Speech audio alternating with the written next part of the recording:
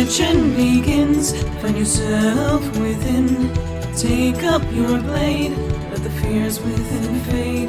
Stories are told as the die roll. Don't be afraid. Make your destiny will find you in me. Friends at your side, may the group with pride. Try as you might, you now live to fight. Monster nor foe can fill you with woe. Enemies in sight, it's time to roll dice. Roll for initiative. Check, please.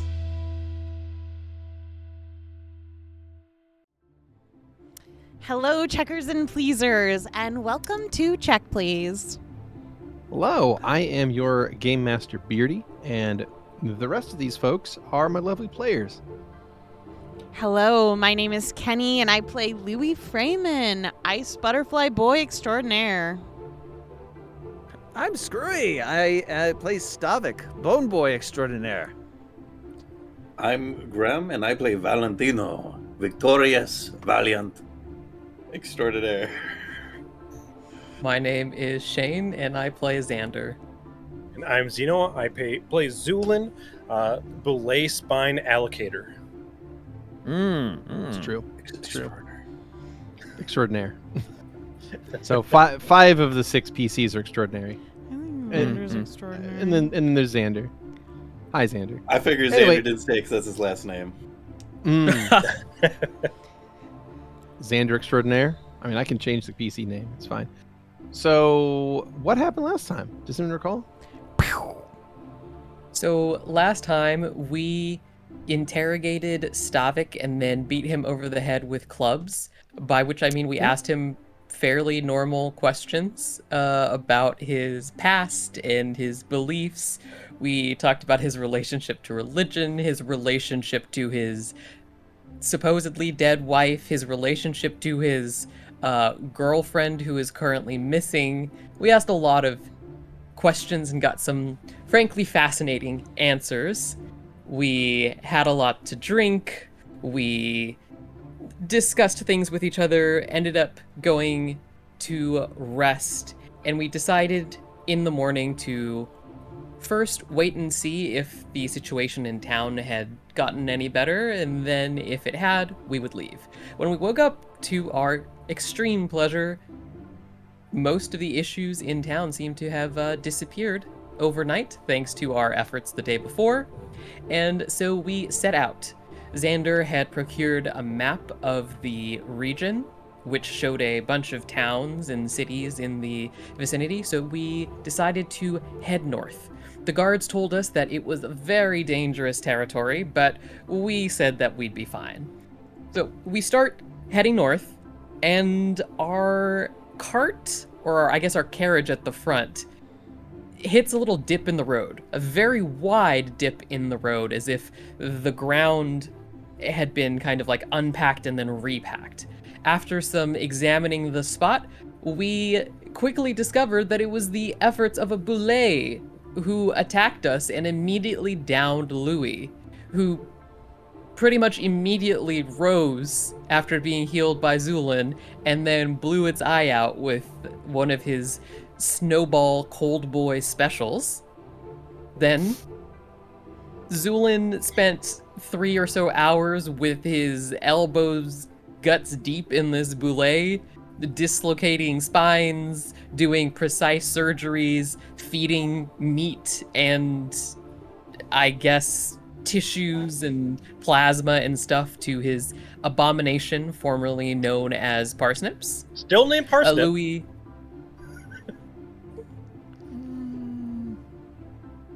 Does digestion of genetic material cause name changes? Sometimes, I suppose. I mean, can we say that it's still Parsnips? I don't know that we can, actually. I mean, did we ship a Theseus parsnips? I was Or... gonna say. It I is mean- and it isn't then. Yeah. It is, Yeah, it is I mean, both parsnips and greater than parsnips could ever be.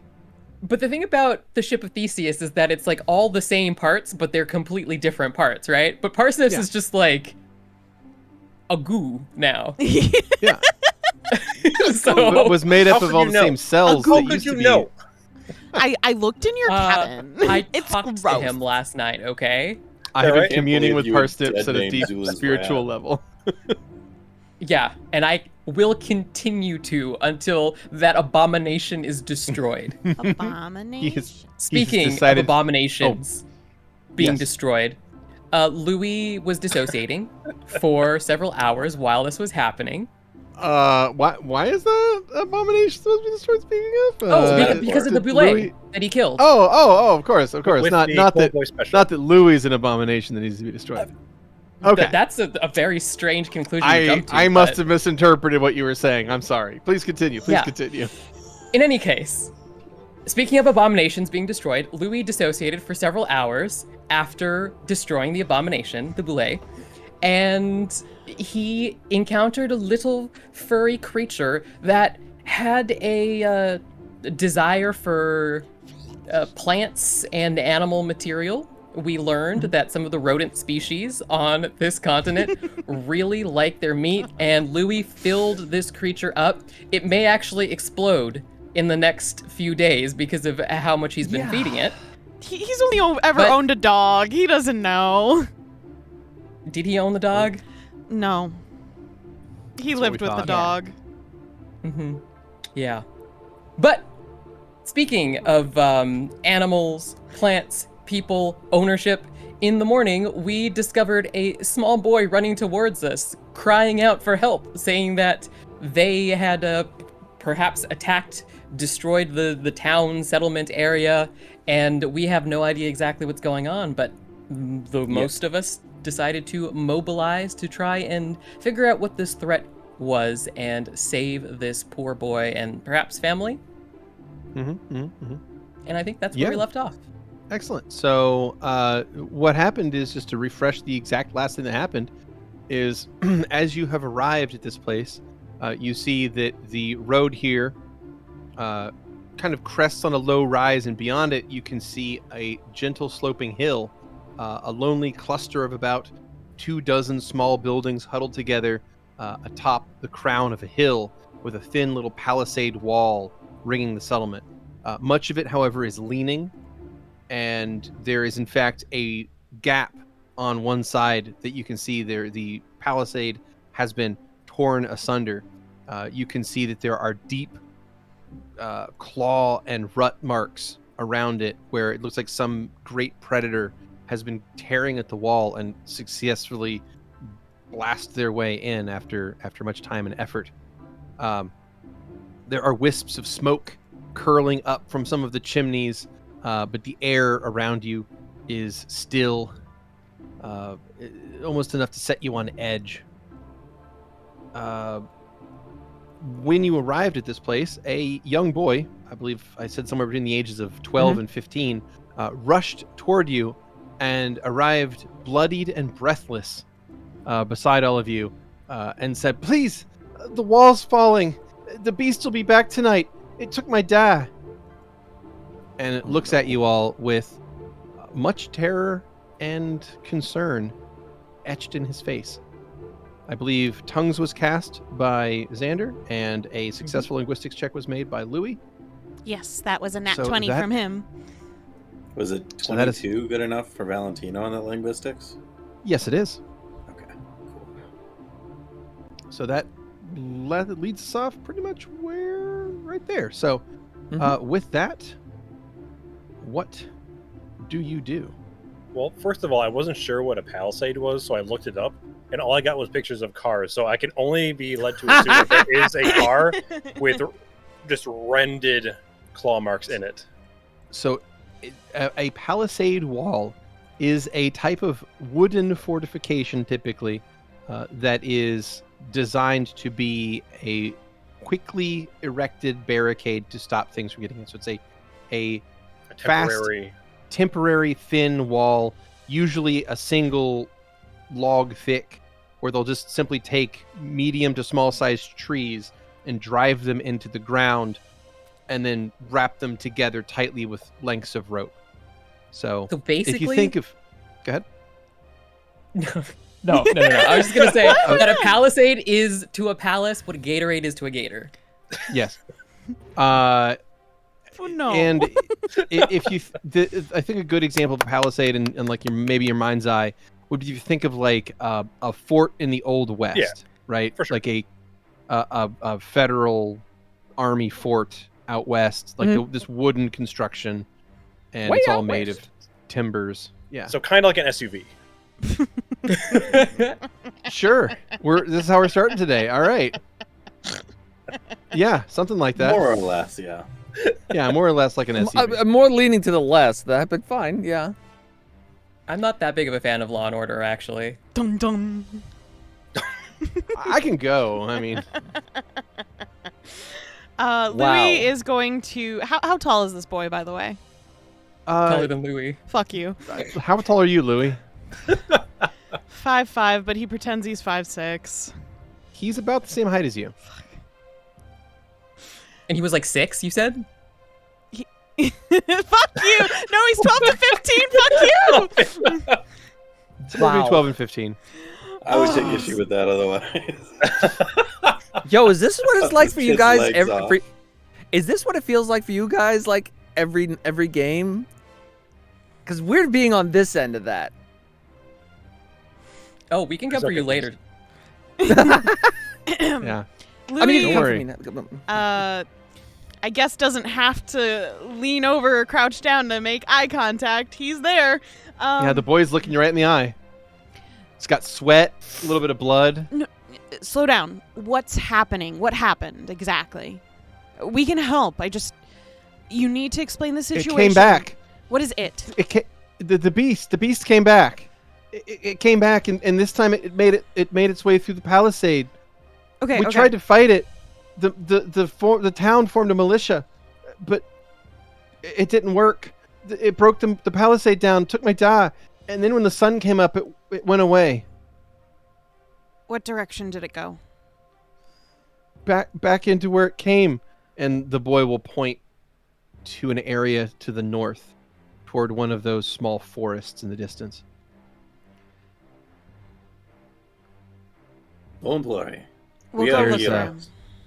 There's a light mist rising off the woods.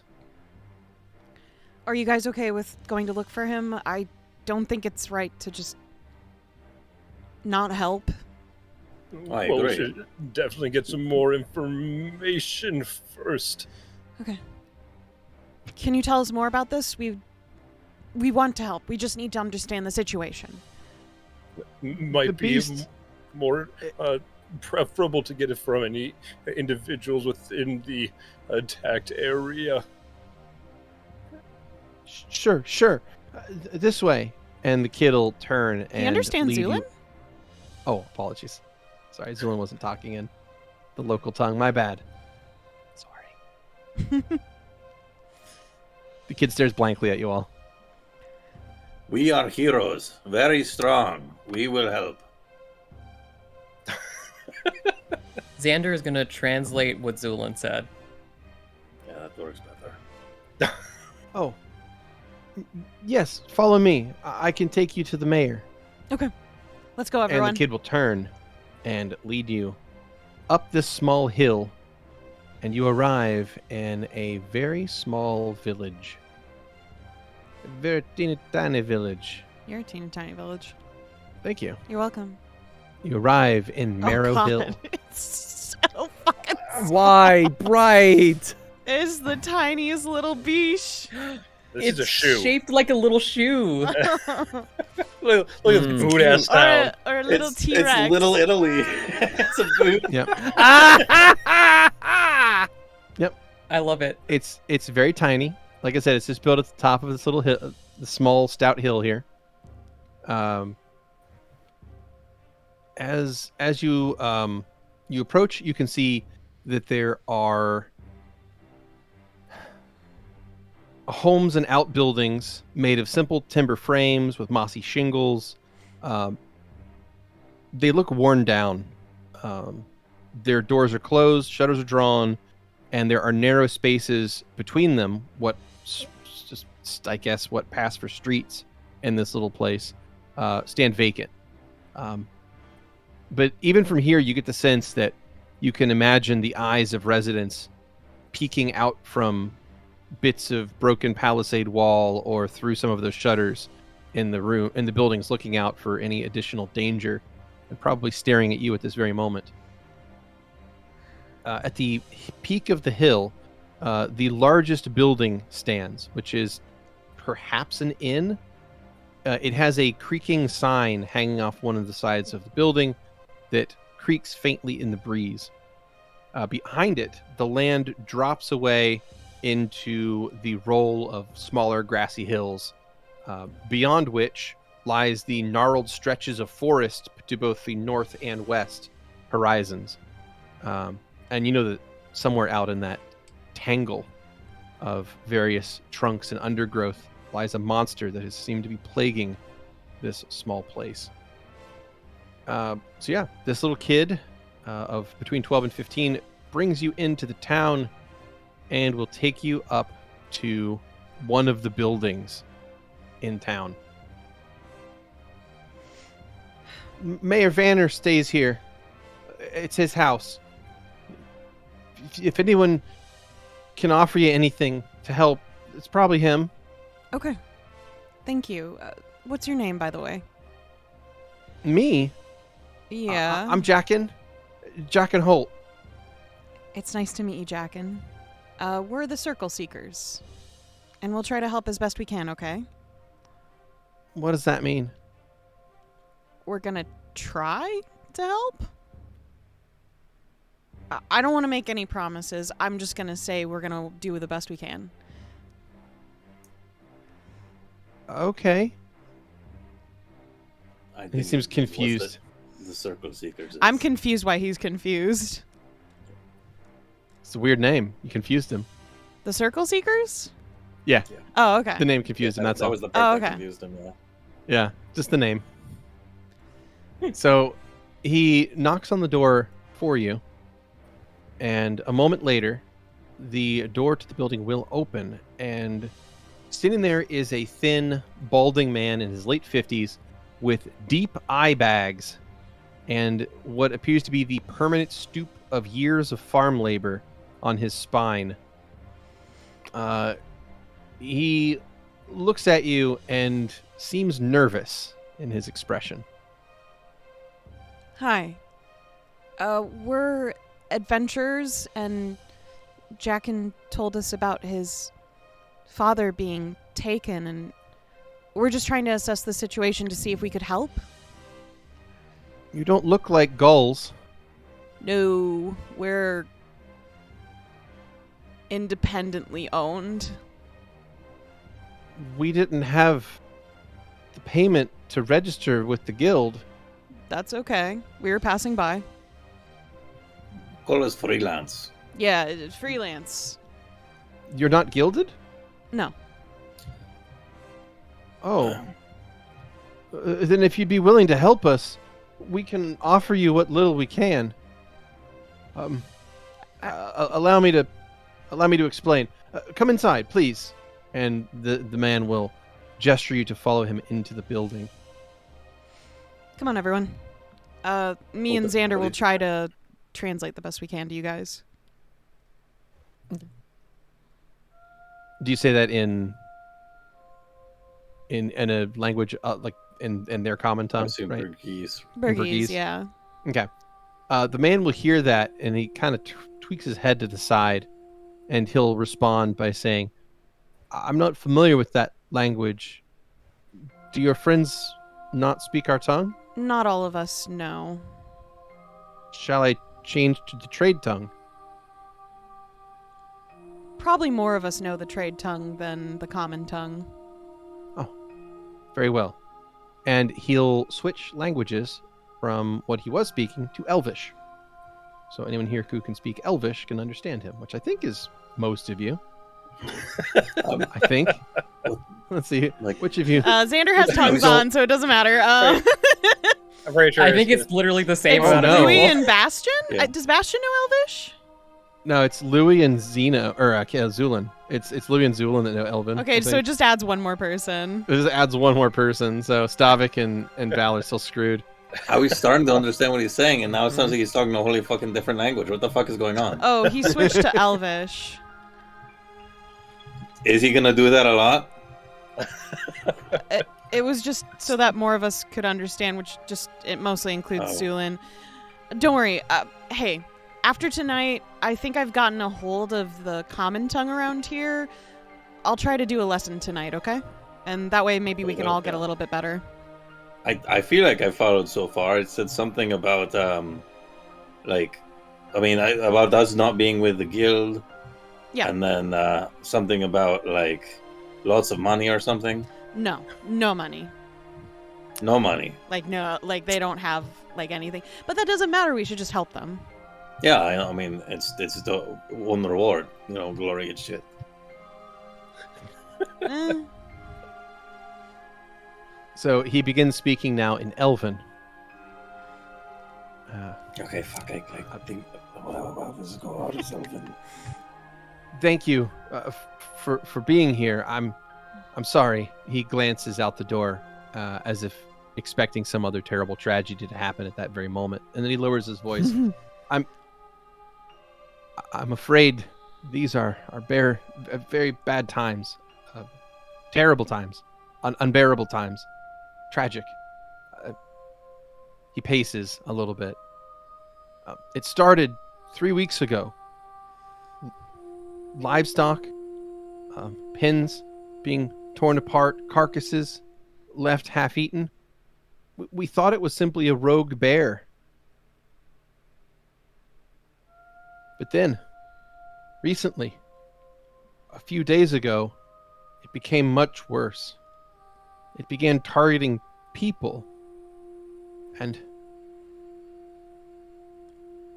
some of those people never came back, but the ones that escaped, mauled but alive, spoke of something that was no bear.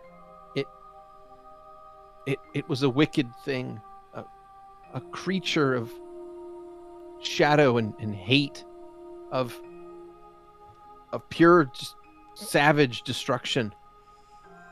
And worse, they said it spoke to them. I have never known a bear to speak. I don't know what this thing is, but I've seen it. We all have. After some time, it began to attack the very town. It started to walk our streets at night. So we erected a palisade wall to try to keep it out. That only served to make it angry. Only served to drive it to do more damage. We would shoot arrows at it, throw spears, rocks, anything we could to harm it, but never seemed to care, never seemed to truly be harmed by what we did, only to grow more angry, have more bloodlust. If you think you can help us, please, we'll give you anything we can spare, but I worry that it's growing bolder and more powerful each night. Personally, I'll be honest, I'm if you value your lives, you may want to simply return to the south. Most of us Maybe- don't value our lives, so it's not an issue. Bastion snorts. I don't know what anyone's saying. I don't even think it's particularly necessary for you to worry about paying us either. I think we would much rather just attempt to help first. Just let us try. We don't even know we can do it, but it's worth it for these people. He wrings his hands. If you're sure, I mean, I don't really care. I don't know about the rest of my group, but he shrugs. I've never met people willing to put their lives on the line for nothing aside from wanting to help. I It's not guess common that's- in these parts. I've just never cared about money or anything, so that might just be a me thing. I don't know. What's going on? Bastion leans over. They can't pay us, Oh, okay. and we're gonna do it anyway because it's like, the right thing to do. Yeah, and it sounds He's- like a good time. And he's surprised about it, is all. Because people around here are shitty and only do things for pay. Oh yeah, we big heroes, no money. The mayor Anyways. looks at you. His head cocks to the side slightly. Should I say it louder and slower? Do you think that'll help? Oh, So, could you give me, as best as you can, a description of what exactly this being looks like? You said you thought it was a bear. Does it physically look like a bear? You've seen it. You said you've seen it. You said it was shadow? yes. It appeared to be a bear at first, Okay. but it doesn't move like one. When it gets angry, it begins to unravel into the very fabric of darkness. And its eyes glow like with the red of hell. It's horrifying. Okay, red eyes. I and saw it. shadow. I saw it tear a man asunder.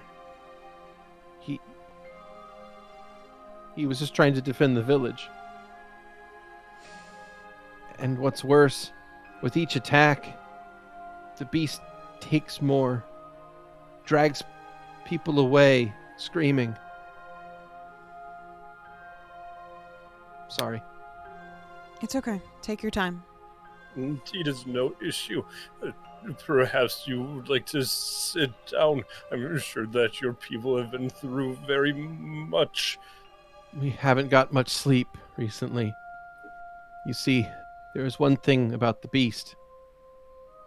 It only arrives after sundown, and it leaves before sunup. So it's That makes sense. particularly allergic to light, it seems. Very few of us have gotten to rest in the last few weeks. So He sits down on the edge of a table and just looks like he's about to break. Louie will walk over and gently put his left hand on the man's shoulder just to give reassuring physical contact, pretty much. He shoots you a worried look. Is there something else?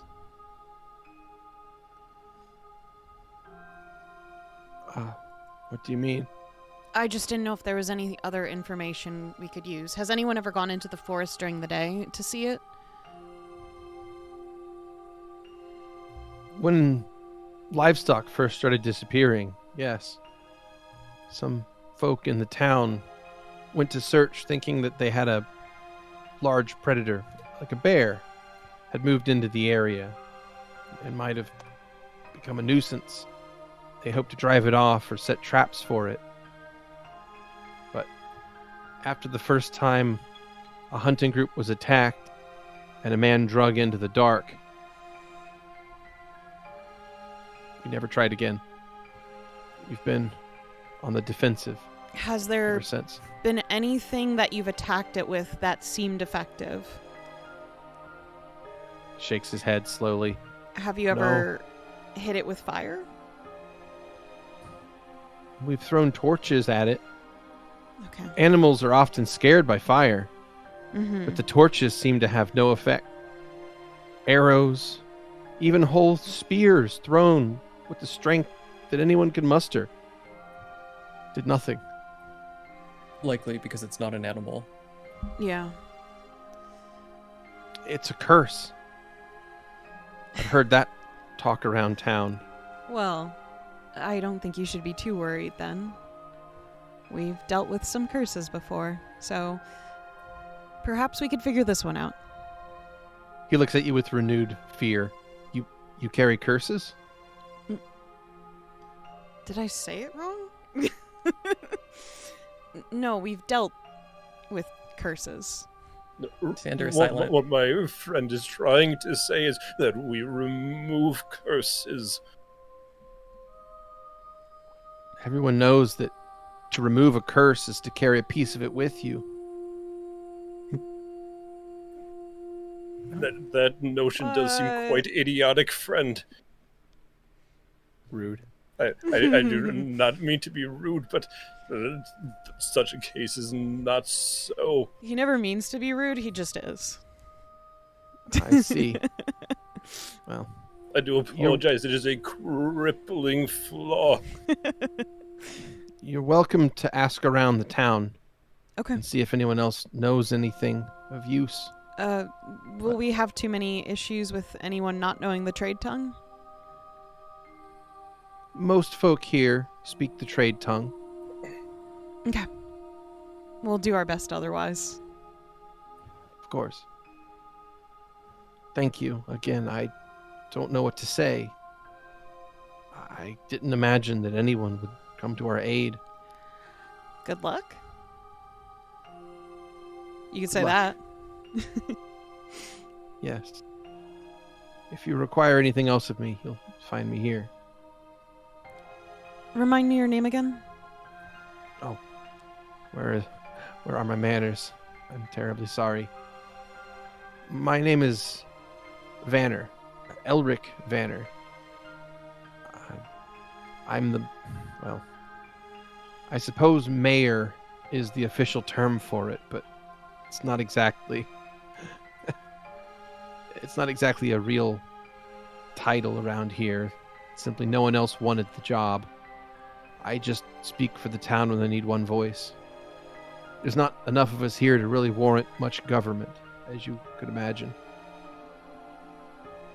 Well, it seems like it'd be normally peaceful had it not been for such a beast, creature, whatever you want to call it. Narrow Hill's been a quiet place to live most of my life. I'm ashamed Most? you had to see it this way. Has this incident happened before? Nothing quite like this before, no. I mean, we'll have troubles every now and again. A group of ne'er-do-wells moving through, a bandit, perhaps, someone getting robbed on the road, a vicious predator that moves in. All things that don't shake a man to their core, the way this has. I see. Whatever's happening here is beyond what any of us are used to. Maybe you should get some rest during the day. Yes. I think that would be good. Does anyone have any more If- questions for the mayor before we ask more of the villagers more information questions? Oh, we're asking questions now? Louie will explain the best he can, surmise what's going on and what's up with the beast. Oh, I thought you were talking about the werebear. He said something, kept saying bear and something about a curse and a It person. looked like a bear, but it's more like a shadow. I mean, are we sure it's not the werebear? But it's only at night? I don't think we're gonna know until we see it tonight. I guess that's fair. I feel like we can pretty safely say it's not a werebear. Bastion squints. Says, I think I know what it is, but I'll keep my theory to myself. Oh, in For case now. you're wrong. Tell you what, I'll write it down on a piece of paper, Mm. and that way when it happens, I'll hand you the piece of paper, okay? You know what? What? Deal. Oh, cool. Write it Okay. down now. Do you have paper? I actually Yeah, don't I've have got any. paper. I thought I gave you Okay, a cool. notebook. I haven't. I'm not gonna write it in the notebook. That's for like special stuff, bro. That's Okay. For, like important stuff. I don't Well, want to you like just- write tears a piece off of one of his notebooks and hands it to Bastion. Scribbles down a word, rolls it up carefully, sticks it in one of his pouches. Don't lose it. Thanks, bro. It's in the pouch. It's not going anywhere. Okay. Could you imagine if you lost stuff out of your pouches just from like having it? That'd be terrible. Louis glances at You can check it Valentino.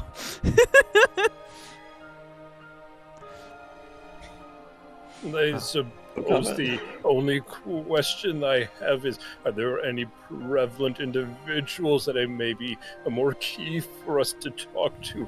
Perhaps an individual of the cloth, or maybe someone who has defended the town already. Are you asking that of the mayor? Yes. Most of the residents defend the town as best they can. We've put together a militia. Anyone able-bodied is expected to help. We're going to have to repair the palisades before dusk. It's going to come back, and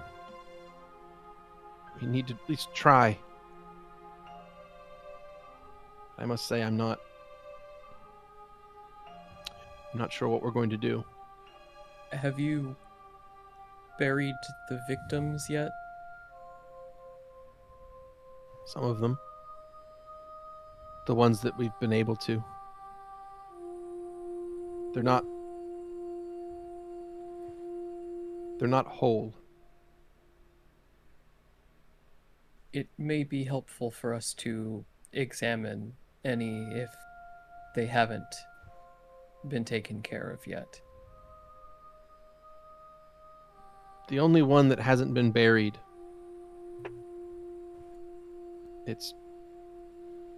well, we don't have the body yet. It'll probably turn up tomorrow, later today. When the beast left this morning after the sun began to come up over the horizon, it left and it drug one of the town bakers, Jaron Holt. Drug him away. He was still screaming. Guys, should we just try to go into the forest and try to see if we can get him? I mean, maybe there's a chance that we could save him before... What language are you saying this in? Burgese. Oh, okay. Well, doing such a thing would lead us into a potential trap or a unfavorable situation. But Though it only seems to come out at night. Yeah, that's the only thing to me. I'm not worried about a trap, but it does seem like it's probably... I mean, I think this is probably a good idea to go after him, but at the same time, if we need to be here at night and we're off in the woods... well, what time is it now? It is a little after dawn. I mean, he was just taken. There's a chance he could still be okay, and we could save him. All right. And All right, then I'm with you. if we run out of time, we come back to town, and we make sure to defend it the best we can. But if there's a chance we could save someone, the more we wait, the more likely his life is going to expire. And the last thing I want to do is Louie. not try... I'm sorry. You don't go to convince anyone. Okay. Am I right? Okay. You don't go. Yeah, Zul- I'm right. Zu'lin doesn't say anything. As usual. Okay. Louie's going to turn to the mayor.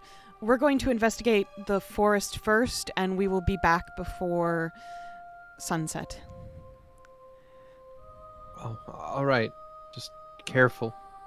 There were some traps that were put in there by our hunters originally when we thought it was a bear. They might still be there. Okay. And he turns to Valentino and Bastion. Are you guys good at, like, seeing if there's, like... Yes. Okay. Oh, yeah. We're fucking awesome at it. You kidding? Do you know what I was Whatever going you to were gonna say? It doesn't really matter.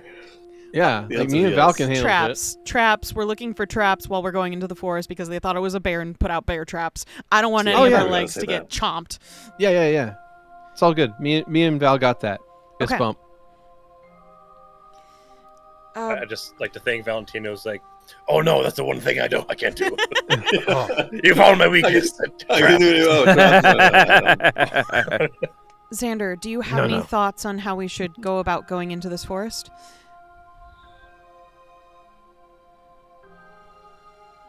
I could potentially try scrying on said individual, though that wouldn't necessarily give us an idea of where they are. That's true. It would give you more of an idea of what they are, though? Maybe? I meant the baker. Oh. Gotcha. Yes. What do you all think? How long does it take to scry? Casting time was 1 hour. A little too long. Unless we had Xander in the cart while we were getting to the forest, I don't want to waste too much time. The forest is too dense for your carts. Cool. I'd imagined as such. All right. For the sake of... Oh. What? Beardy, Yes. do you have to actually know the person to use sending? To use sending. I believe you Yes. just have to have their name to use sending. Okay. You just have to have, it just has to be a particular creature. Now, it does require you to be familiar with that creature. So the specific wording is, you contact a particular creature with which you are familiar. How would So- Thouist describe familiar? Familiarity roll a is card. a nebulous term, right? Yes. But I would Mhm. say it's someone that you have met and know. So typically, you have met them and you know their name. Okay. The baker here is not someone that you have met. You have their name, but technically that is not exactly good enough. So What if Sure. we ask the town folks about any dish on this individual cook or baker, as well as his top 5 pop songs that he likes? Would that not cause familiarity? yeah, did I? Sorry, In a did I name transitive his? I said his name was sense. Jaron Holt. Is that right? Correct. Mm-hmm. Yes. All right, let me just put that in the notes here for you. Thank you. Thank you. Yep. There you go. Unfortunately, Okay. I am not familiar enough with him at the moment to use sending, and in order to do that, I think it would take a little bit more time than you're willing to spend. What about next of kin? If we I could try that on the boy. talk to Jack, and does that one tell you how far away someone is from them? It would give a general location, but I don't think it would be precise enough. But You would know. You would know effectively be if they were told. alive, right? You would know if they're alive, and you would know their general attitude toward the person, and you would know their general location. So you might get something like next of kin, Jack and Holt, love and adoration in the woods, right? Yes. But So he that's would not- be alive. probably That's not what enough. we'd learn, at least. That would tell you that he was alive, yes. So you could get a proof of life from the spell, sure. Hates being eaten by bears. Yeah, Man, he's gonna have a You- rough day you then. get to learn their greatest fear. Greatest No, fear, it's fine. being eaten by a bear. Greatest fear right now. We've confirmed it's not a bear, Skrewy. It's fine. Yeah, it's a werebear or something. Or something. Whatever it is, it's apparently not a bear, so probably loves being eaten by it.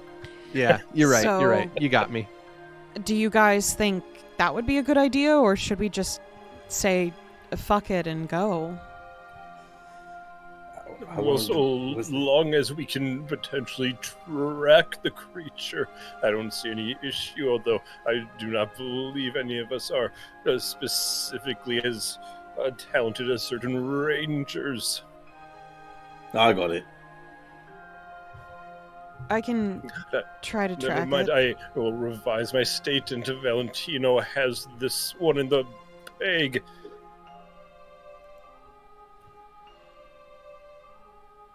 I'll try to help as best I can, Valentino. Okay? Yeah, I'm sure we can track this thing down, no problem.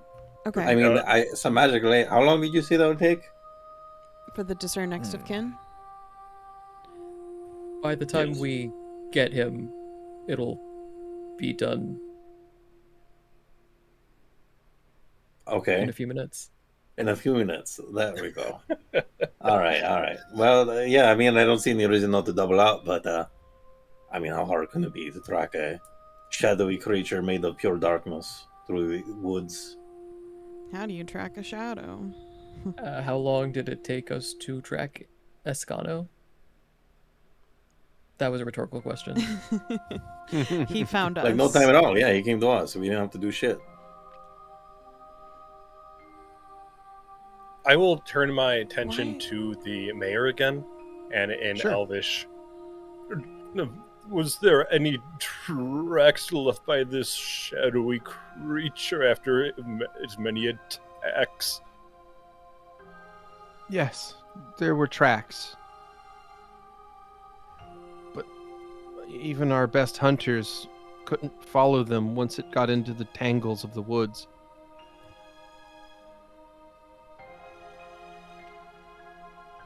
Is there something weird about the woods, specifically? Make a vibe check. Oh, this motherfucker. Oh, please help us. Go I into will the not tell you. woods! Go to the cursed woods that I will not tell you about. 23. He seems.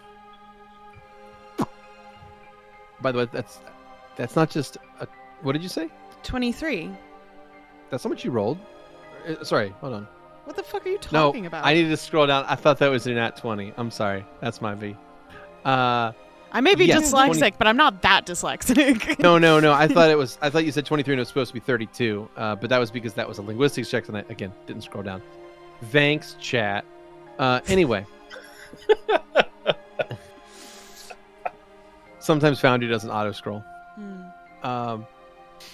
Anyways, what you will find is that you believe he is hiding or not being completely honest about something, or is rather worried about talking about this subject as you mention it. You can see playing across his face are the emotions of surprise and worry.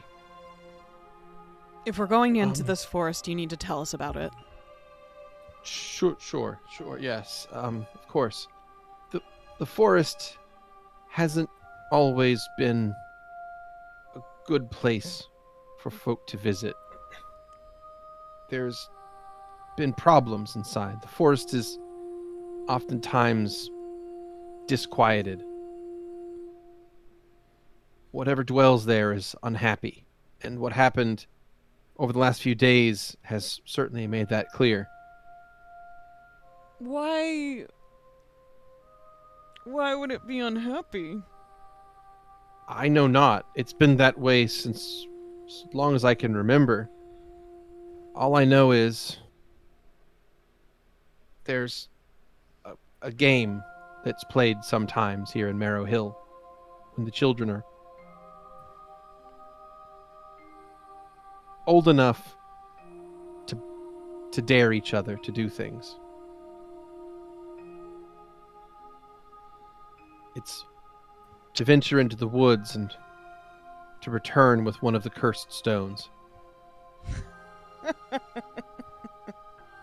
Stavik's Now- just sitting there going, Louie will start to translate this for everyone and while laughing. It's see. an old tale. They went to get the cursed stones. They are not truly cursed. They're an old ruin, that's all. Yeah, what are they from? A ring of old toppled stones in the forest. Oh. Like a druid circle or something else? Perhaps. I know them only as a toppled ring of stones. They're mostly grown over with undergrowth. The forest doesn't allow much to grow there without strangling it with vines. Concern. So we just gotta figure out which of these kids has a rock, right? And then I'll guess, I mean, at least started. In what way would that be beneficial? We could bring it back, and then maybe that'll stop these attacks. That's usually how these stories go. I would assume that we would have to collect many a stone then. Maybe. Yeah, probably.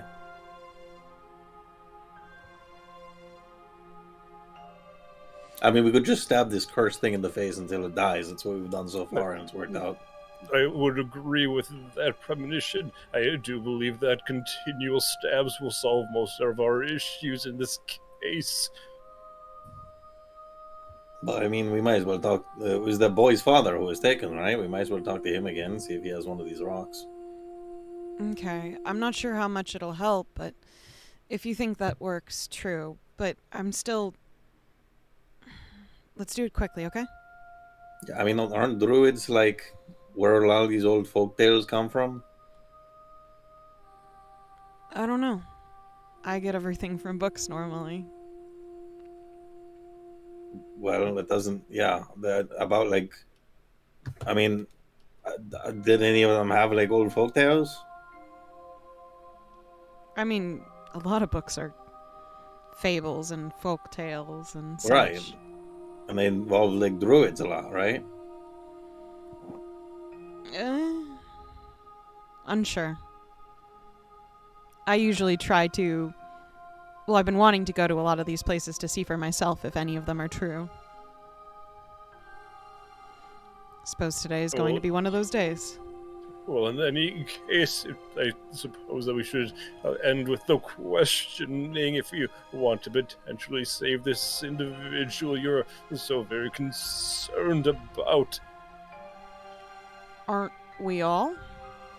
I suppose so, although it may be a futile effort.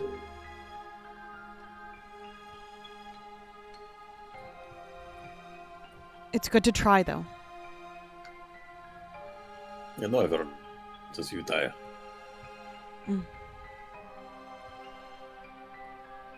Well, let's go talk to that boy really quick. Get Discern of Kin. Next. Sorry, I'm not really good at spell names. We'll use Discern Next of Kin on him as best we can. If you have it available, Xander. If not, that's understandable. And then we'll go into the forest. Savvy? And ask him about the rock. We'll ask him about the rock.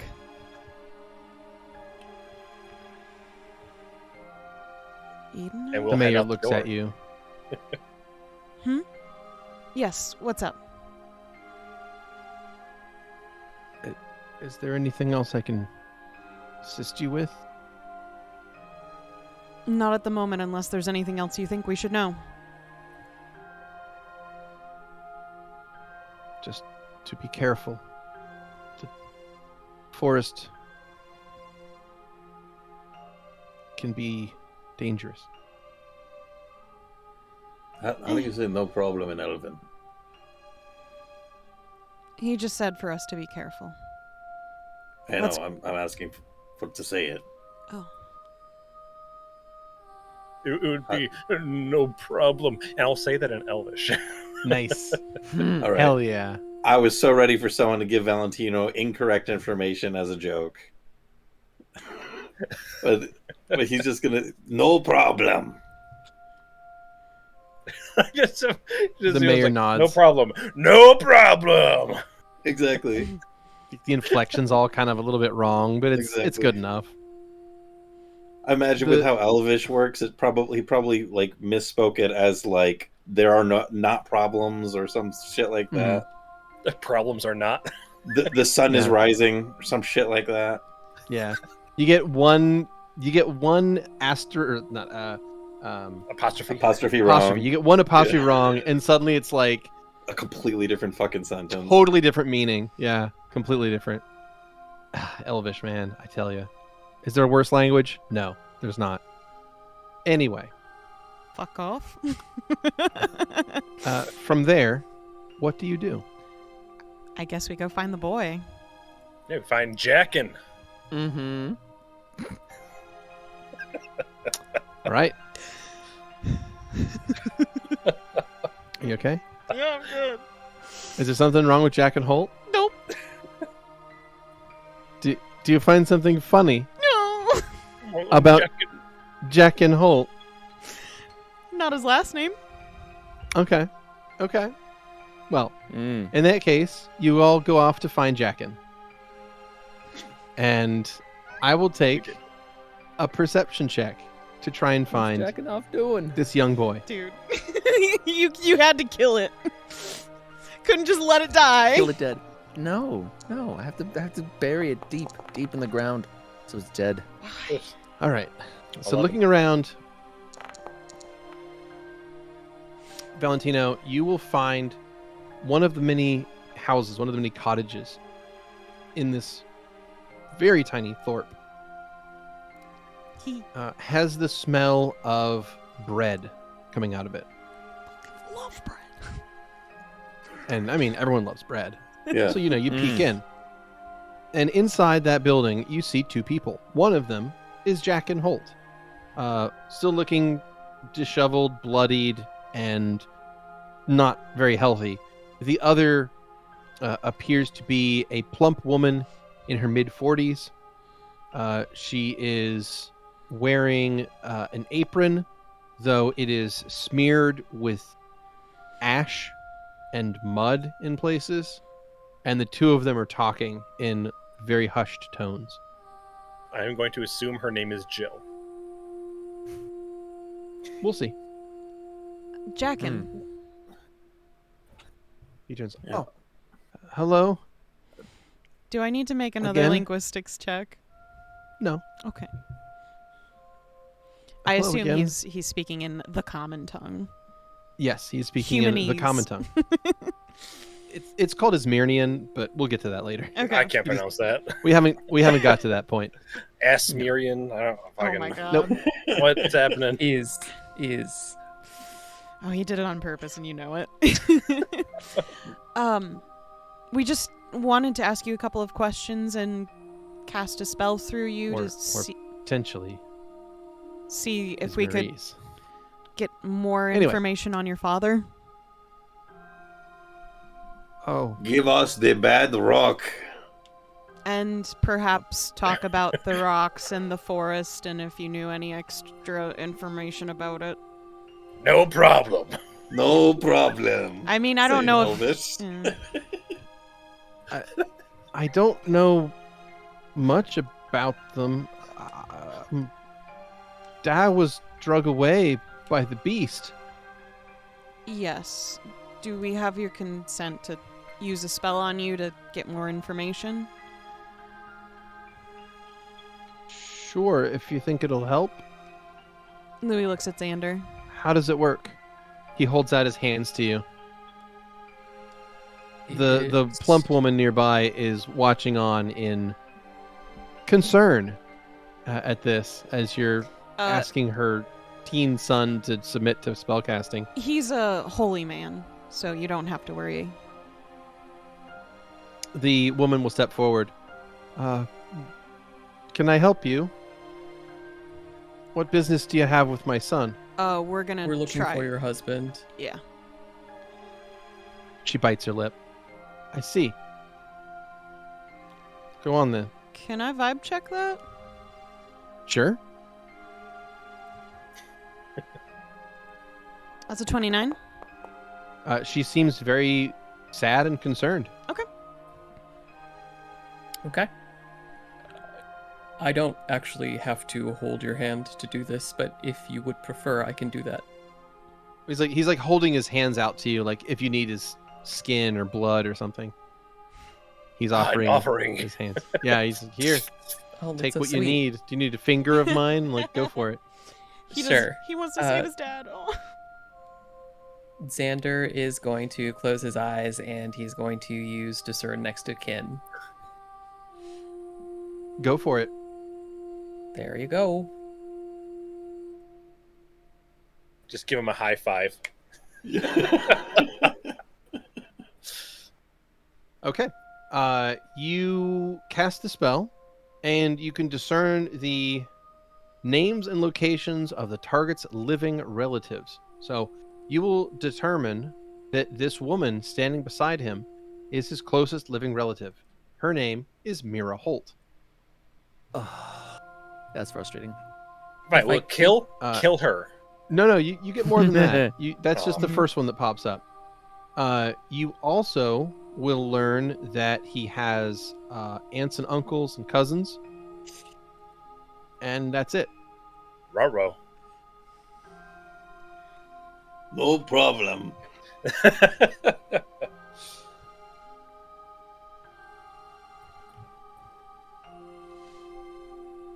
Xander is going to keep his eyes closed and just think for a little bit after the spell lapses. Jackin speaks up.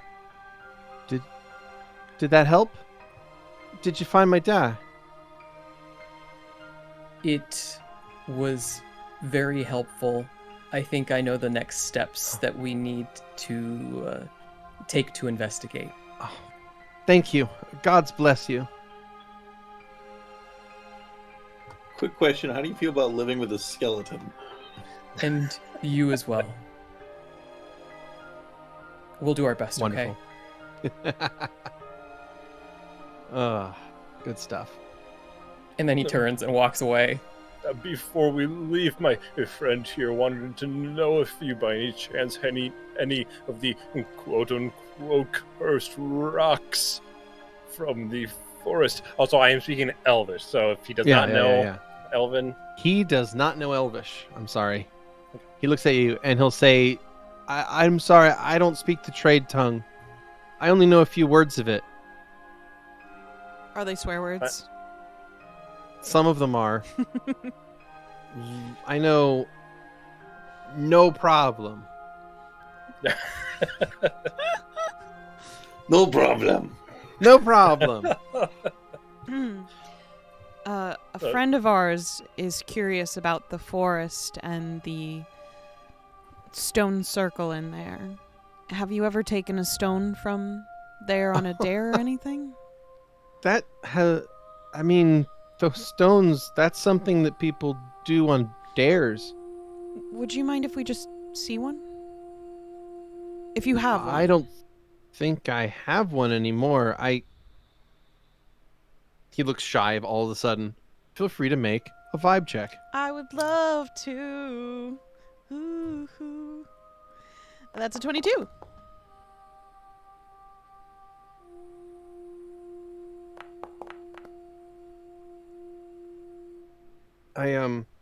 You get the sense that he suddenly became very embarrassed and clams up. I don't have it anymore. Who did you give it to? Someone. Well, do you know anyone else in town who might have one? He shakes his head. No. Most of them don't actually follow through and do it. They just talk it. But I've been there. I saw it myself. So Old stones toppled over. I mean, sure, it seemed quiet there, but it didn't seem evil. It just seemed asleep. Would you mind if I asked if there were any strange symbols on it? The structure anywhere. Oh, they were grown over with vines and ivy. Okay. I didn't stop to read them. I just grabbed a flat stone from it and left. Who did you end up giving the stone to? Celise? Do you think she still has it? He smiles again. I hope so. Would you mind introducing us to her? He looks suddenly like gut punched. I can tell you where she lives. Would you mind writing a note of introduction so we don't scare her? You won't scare her mom's Sella Morven. The Morven family owns the Sleepy Pike. It's the big building on the top of the hill. Okay. They're used to visitors, more so than anyone else in town, I'd say. Okay. Being that they run the only proper beds for rent around here. Thank you, Jackin. Sure. Just find my die, please. We'll try. We'll take our leave then. And Louie will, Sure. of course, describe what's going on to the team and how Zu'lin has the stone? Yeah, Celine. Celine Morven. I'll get the name written down for you. You communicate the whole thing? Yeah. As best you Alright. can. I'm sure it's summarized slightly.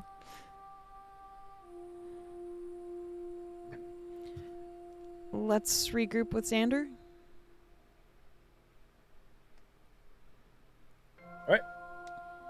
Let's head out.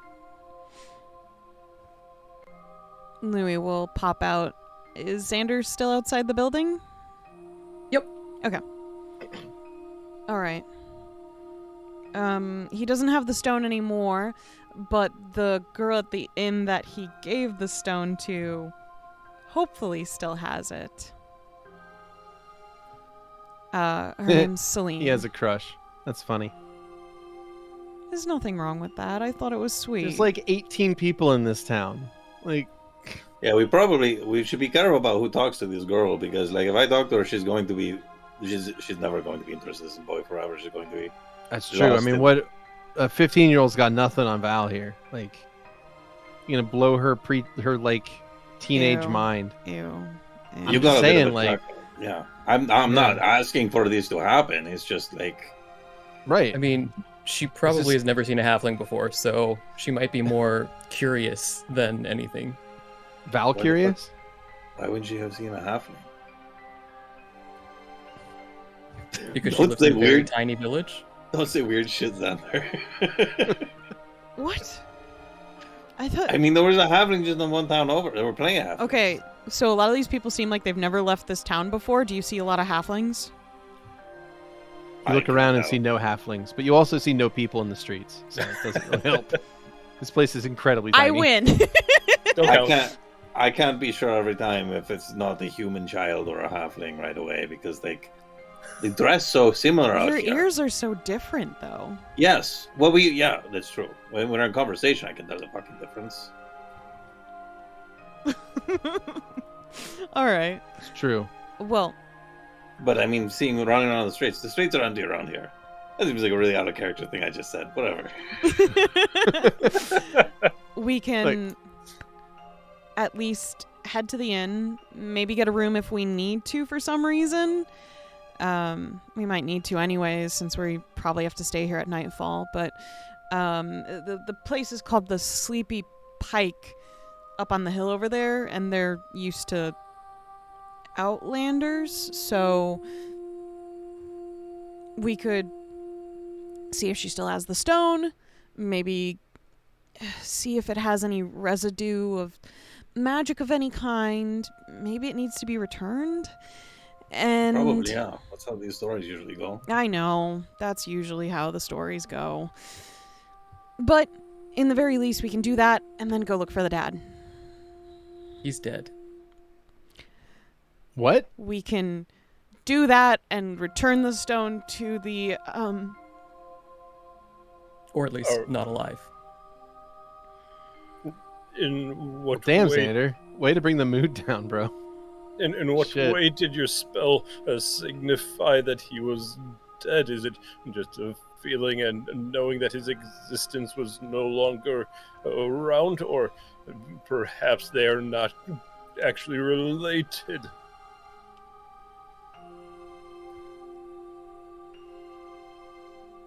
Well,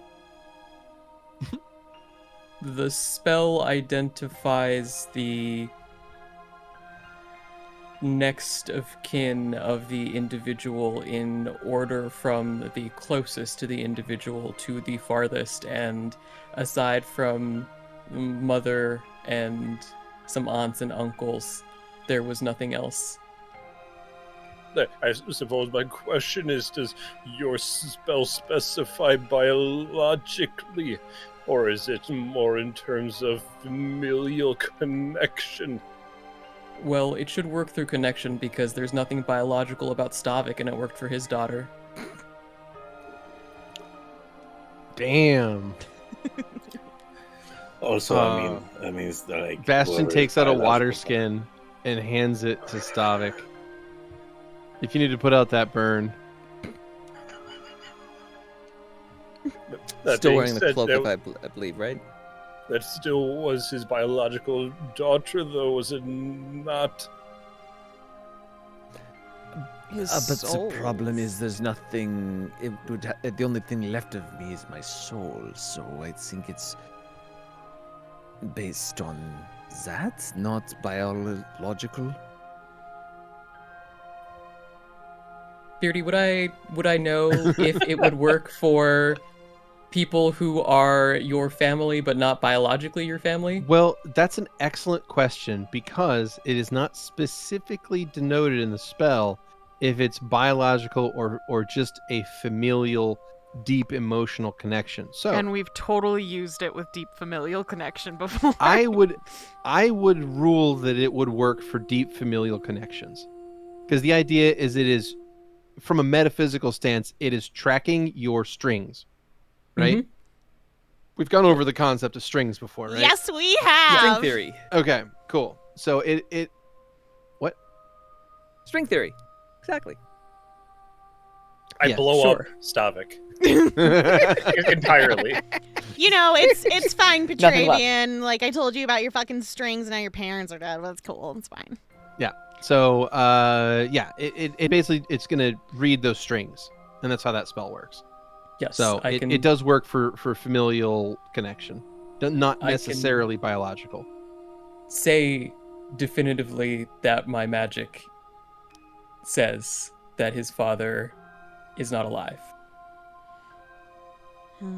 Well, in that case, is there even a reason to trudge out into the woods to begin with?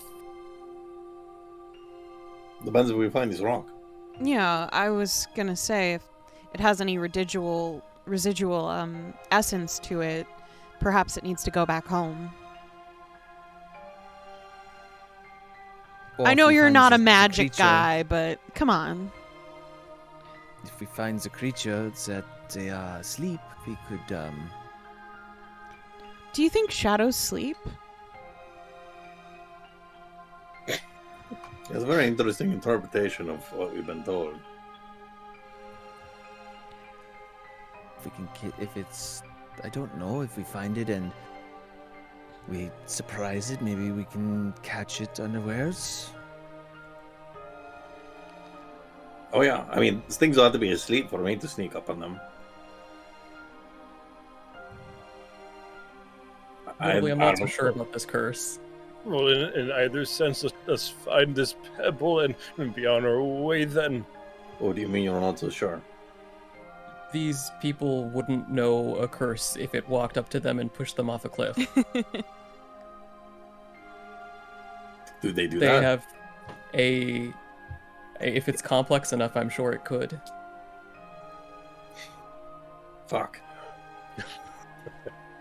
Well, For example, I tried to give my money to some individual earlier, and just because I had magical abilities that were of a divine nature, he assumed the coins were cursed, which is foolish because that would be a waste of a curse Like on the cliff coins pushing given to a curse? stranger that I was trying to help.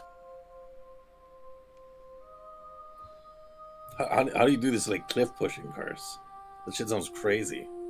I think it was just an example that they're blind to what truth is in front of You them. just said that that's a thing they actually do. Oh my god, I thought I was literal. I mean, maybe you could have like a cliff pushing curse. Maybe. I Maybe one will that gives you design a impulses. curse and attempt to push you off a cliff with it, Valentino, if that would make you happy. I mean, probably not me. That's a bad move. It's not going to work. But you were man. asking about it. Shouldn't you be the Yeah, one? I mean, it wouldn't work on Val anyway. Well, you can. I mean, you can try, but you're never Consider going to know if gravity's it too works. low. Like, you can't knock him off a cliff. He just roll. Since it won't work, then it's super safe to try on him. Sure, go for it. I just don't want you to be disappointed. All right. Well, I'll take that action. 10 gold says that the curse won't work. Who's taking the action? I'll say the I curse mean, will I work. can't bet against that. Cool. All right, bro. So he takes out 10 gold and hands it to you. What? And then if the curse works, then you keep it. If the curse doesn't work, then you pay me 20 gold. Yeah, that's fine. But wouldn't you just want to keep your gold and then just pay once we find out? Nah. I like it like this. Why? So He I shrugs. can owe you. No. Just keep some purse lighter so I don't jingle as much when I walk. Sure. Makes me better at sneaking. According to the superstitions of this land, that would be cursed money that you just gave him, Bastion. Yeah, I mean, I'm not worried about it. I don't buy into that shit. Watch out on cliffs, Louie. Don't worry, I'm not too much of a cliff jumper. Well, That's why you gotta watch out. so do we try to find out where this pebble is? Sure. On the hill, in the inn. Oh, the big building? Yeah, the place I've been attempting to direct us to. All right. So you make your way up to the top of the hill where you find the tallest building in the town.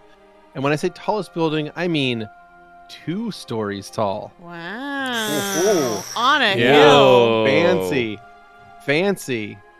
So the sign hanging in front of this building depicts a fish, which is floating upside down at the top of a body of water, and it's called the Sleepy Pike. It looks The dead. fish has little I X's thought it over was its pike eyes. like a spear. Oh. Perhaps the pike was killed by a pike. That would make sense. That's a good way to do it. It should be called the Pike's Pike then.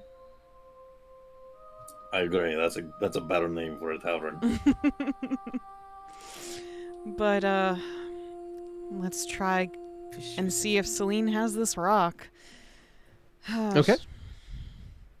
Well, you push your way into this building, and you find that it is, in fact, a very small but functional inn.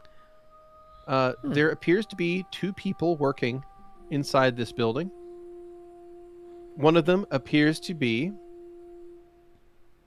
a middle-aged woman with streaks of silver in her otherwise black hair. She is currently working on cleaning something. There's some kind of something stuck on what looks like a ceramic plate, and she's scraping it off with some sort of flat knife as you enter. There is a small fire burning in the hearth inside this building, and there is a single table with a few chairs around it in the center of the common room.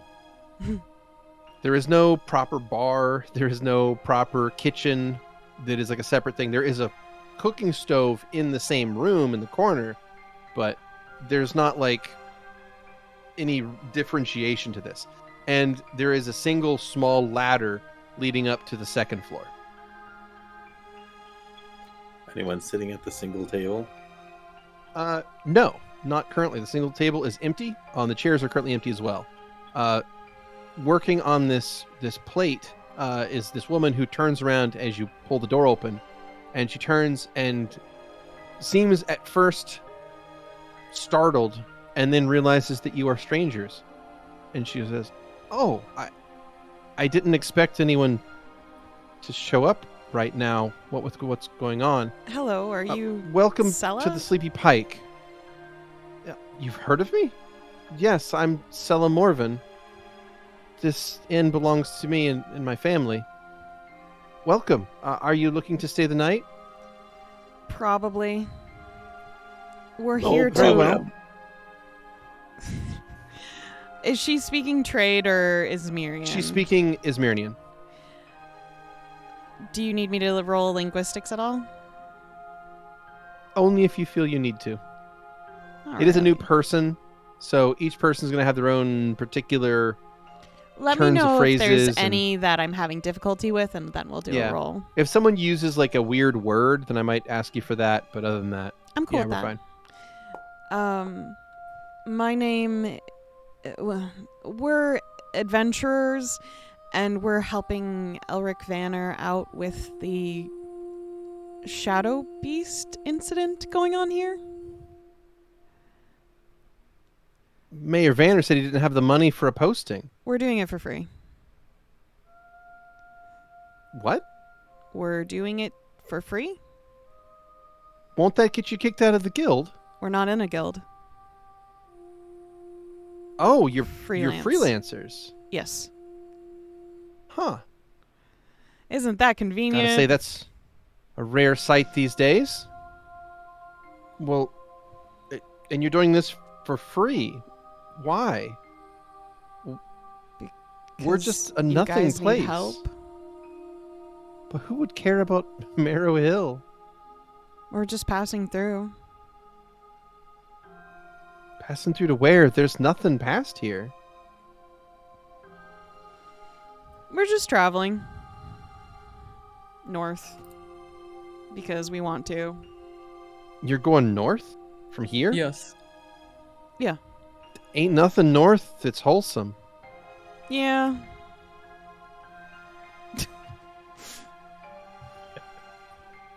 Oh. We big heroes solve every problem. No problem. No problem. Some of us don't speak Izmirian, and mine is Oh. not good. to Shall be I change honest. the trade tongue? Sure. Will that help? Sure. She switches over to Elven. Yeah, there we go again. Well, as I was saying, I think I got this. Okay. there's nothing in the north that's wholesome. It's old and haunted. No one goes there. It's pure death that way. Yeah. And judging by how things have been the last few days here in town, I can't imagine how awful it must be up there. Yeah. The beast has been taking folk every night. So we've heard. So why put your neck out for us? Because It's Makes what no we sense. do. people are in danger. And I mean, I don't know if we can help, but I'd like to try. So, okay. Well, I suppose you can stay here, though we do have to keep ourselves fed, so I will have to I'll charge be you for the paying, night. don't worry. Okay. As much as I appreciate you doing this work for free, we still need coin. If you want, I can pay double. If that helps. What? No, I wouldn't have that. I mean, I have extra gold. It's okay. Double what? You have How much gold? is for room? Yeah, do you need like, I don't know, like 6 per room? So it'd be like 12 or something? 12 gold coins. Yeah. I mean, have you been She to any blinks. small towns before? She blinks like you're out of your mind. It's Not only really. a copper a bed. Oh, well, how about silver instead then? Sure. I'll... That's far too much. Are you certain? Oh, you know, my Izmirian is just really, really bad. I heard silver. He winks. No, she said copper. Louie just puts his hand over Valentino's mouth.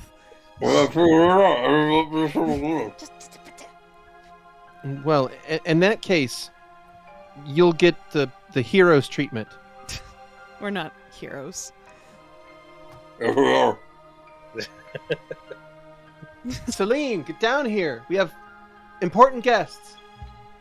And a moment later, climbing down from the second floor down that ladder, appears to be a young girl of around 12 to 15. Age. Yeah, somewhere in 12 to age. 15. 12 to 15. Zu'lin will move his masked face too quickly in her direction, just stopping. Is she taller than Louie? Yes. Yep. That makes sorry. sense. Is she And she taller hits than puberty Valentino? before that other kid, said- so You said 5'2"? I'm 5'5". Fuck you. 5'5". He's Oh, okay. getting In that case, smaller. she's 5'6". Oh my god. You thinking he's Sorry. like Paydor height? Jesus. Yeah, I wasn't sure. Yeah, okay, 5'5". Okay, well, she's 5'6", so she's not much taller than you. Mm-hmm. But she climbs down, and the two of them will speak for a moment, and the mother will explain to the daughter that you all are important guests, and she instructs Celine to help unload your things Oh, and get your possessions that's- packed away no. here for the time being. I'm good with taking care of my own stuff. That's okay. But, Celine, do you... Yes? Mm, Is there something you need? I can fetch you some water. It is... sorry, I'm having a hard time asking this question without feeling like I sound stupid, to be honest. Are we speaking in trade tongue still? I think Louie switched back to Ismerian for her. I know the trade tongue. Oh, yes. If Ma you taught wouldn't me. mind. Then he'll switch back to Elvish. Mm-hmm. You see, She said it was important to learn as many languages as you can because it can get you in places in life. Your mom's a smart woman. Mm-hmm. We... She taught me numbers too. Very good. Wow. We met Jockin on the way in. Jockin Holt? Oh, he's not in trouble, is he? No, not at all. He's the one that actually asked us for help. We I heard what were- happened to his dad. I hope they find him soon. Yeah. Sometimes people come back. That's what we're here for. Find out. So... But we need your help. We heard you might have gotten a stone from the forest. We wanted to see if there was... We just wanted to look at it and kind of learn more about the forest, I suppose. Her face flushes red momentarily, and her mother turns upon hearing that. You what? No. She looks at her mother and looks back at you. I must have misheard. I'm so sorry. Way to be an arc, dude. I didn't know it was an issue. I just want to get this over with. Sella just shoots a look at Celine, and Celine shoots a look back at her mother, and then back at you. And I would like you to make Oh, God. a vibe check. 19?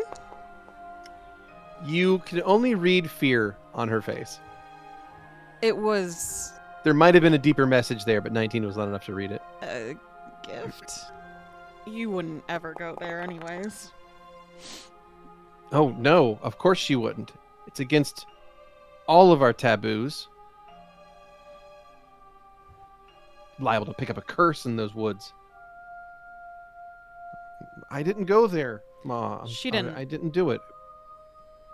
And if someone tries to give you a rock from that woods, you know that, well, they're only after one thing. Well, Mom! this seems like a deeper issue, part of your culture that I should not be involved in. I am so sorry. She seems incredibly embarrassed. And the mom is now, like, sort of looking judgmentally at her. You've created a schism between these two people. Congratulations. That's fine. Look, If it didn't happen now, it would happen later. It was boiling underneath. It's life. It's life. Like if this is what causes an issue, it was already there to begin with. Yeah, that's true. The cracks were already there. They just weren't visible yet. Mm-hmm. But anyway. They're going to start yelling with a bunch of strangers here, so. Yeah, but at least we can mediate it so that, like, no one's getting hurt. That's it. I'm so saying. Like, we probably saved this girl from a shouting match. Yeah. Yeah. I hate you. Don't understand me. You never understand me. You never understood my love of rocks. Yeah. And curses. Me. For real, for real. Well, the two of them stand in awkward silence for a moment. So anyways, yeah, if there was like a rock like that you happen to have, we'd like to look at it. Thank you.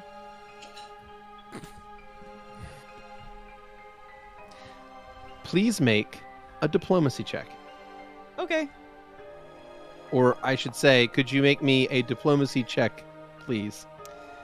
He said the He said the title. thing! He said the thing! Unnatural 20. Unnatural 20. A dirty 20, nice. if you will. Dirty, You know. dirty. Which is a really bad roll for you, Louie. But that's I know, life. he's done better at this, but it's awkward. You know he didn't deliver that statement very well anyways. Yeah. No. And this is all outside of your comfort zone. This is all in a language you don't really speak that well. It's a whole thing. So... All right. And she turns and heads up the ladder and is gone for a moment. The mother watches her climb the ladder and then looks at all of you and just kind of shakes her head slightly. And then the daughter climbs back down the ladder and will take out a flat gray stone. I was half And offer it expecting to it you. to be like this big ass thing she's got to haul around. Yeah.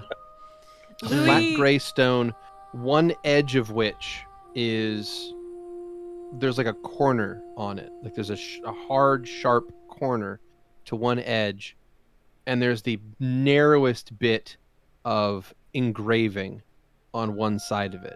So you get the sense that this was a chip from a larger piece of stone that had probably some sort of art or writing on it. She offers it to you. Louis is going to take the end of his cloak and hold it out so that she places the stone on the fabric. Places on the fabric. It's not bad. I mean, it just means that he's brave. Oh, It's I'm well aware something he's that's- brave. Don't worry about that. Seems like he likes you quite a bit. Sure, her face once again flushes red. And she turns away from you. Louis turns to the group and just kind of holds it out so everyone can get a good look at it in the group. Hey, can we do any checks on this? Yeah, what can we look at this for? Yeah, so knowledge geography. Oh, okay. I mean, there's not much you're going to gain off of this thing. It's a rock, right? Is there any, like, There is magical no essence magical... feeling? Do you cast Detect Magic on it? I do. yeah. Valentino, I you do. cast Detect... Valentino and Xander, you cast Detect Magic on this rock. And the two of you cast it from each side of it. You know, and you, you only detect each other. You don't detect the rock. It is You're non-magical. Whoops. Or your detects cancel each other out. I mean, I don't know. We'll see. Or you But can no, detect you Louis. Yeah. You don't detect the rock as being magical. There's supposed to be an aura on it. And looking at it, it does appear to be a chip of a larger piece of something else. There is the faintest bit of engraving on one side. So perhaps it's a picture, perhaps it's words, but it's too small of a piece to be able to identify anything of value. But it's definitely something that is a piece of a larger object with engravings on it. If I were to roll a geography, would I get anything out of it? Potentially. You could maybe learn the kind of stone it's made Nope. out of. It's a gray rock. That's a 9. You got a 9 and learned that it's in fact a gray rock. guys, There you listen. I can't imagine that I'd get much better than that, but I guess I could try for funsies. 14. It's a gray rock. I thought it was a black rock. Nope, gray. Hmm. Anything? I mean, it looks like there's like a bigger rock it goes in. We probably just slot it in. Yeah. I don't sense anything magical from it, but I feel like I think it would. Bastion or myself should hang on to that. Okay. If we are slotting it back in, I think somebody who can slip in, do so, and get out without getting detected would be our safest option. Louie holds it out to Valentino. Well, take the rock. I take the rock. Perhaps the stones would be happy if we cleaned them up too.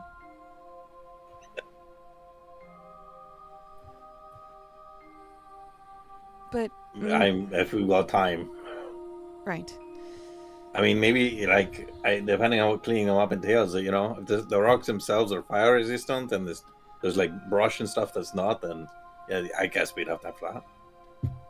Well, let's assess the situation once we look into the forest, but as a group, since we're all here, it's still pretty early in the morning. Do we want to go into the forest, or do we want to wait till night for it to possibly get another person? Do you guys think we have enough time to get in without being here to help defend the town in the evening? I think we could get there and get back in time. Yeah, totally. Bastion? Yeah, I mean, we're pretty fast. We'd have to do this What? by foot, remember. We can't get the carts into the forest. It's too heavily Yeah, dense. which will make us faster, because the carts are slow. I suppose. I mean, and if anybody needs someone, if I need to carry somebody, I don't know. Zu'lin, you need me to carry you? Is it a offer, or is this just a joke? I mean, if you need someone to carry you, you can ride on Stavik. I should be fine. What? He's stronger than me. Oh, no, I thought you were offering it to Zu'lin. Why would I offer it? I'm not the strongest person around here. It's Stavik. It just took me off guard, that's all. What? It was just funny. He gives you a smirk. So we head into the woods and try to find this thing? I just want to check with Xander and Zu'lin if we're all okay with this too. I want a Okay. team consensus here. Mr. Freeman, you've already heard my recommendation, but if that recommendation is voted over, then I suppose I will follow suit. All right. Xander? I think that this is fine. I don't know that we'll be able to get back before night, but there's no way to know either way at this point in time. I suppose that's true. I mean, if we go where it's coming from, we don't have to get back. We can just beat the shit out of it before it gets here. I suppose that's true. Any chance you guys got anything that might be light-based spells? Perhaps it might be weak against that, since it tends to avoid the daylight. Zu'lin takes out a lantern. I mean, fire makes light. I suppose that's true. Yeah. I didn't know if... Some of you guys have magic, and Susan's got a lantern, and I'm pretty good at seeing in the dark a little bit, if I have to. Gestures to himself, no. Well, I have nothing for that, aside from the magic swords. no, you're We more need to related to the further shadow enchant. anyways. It's fine. Need That to- actually brings up a question. An idea.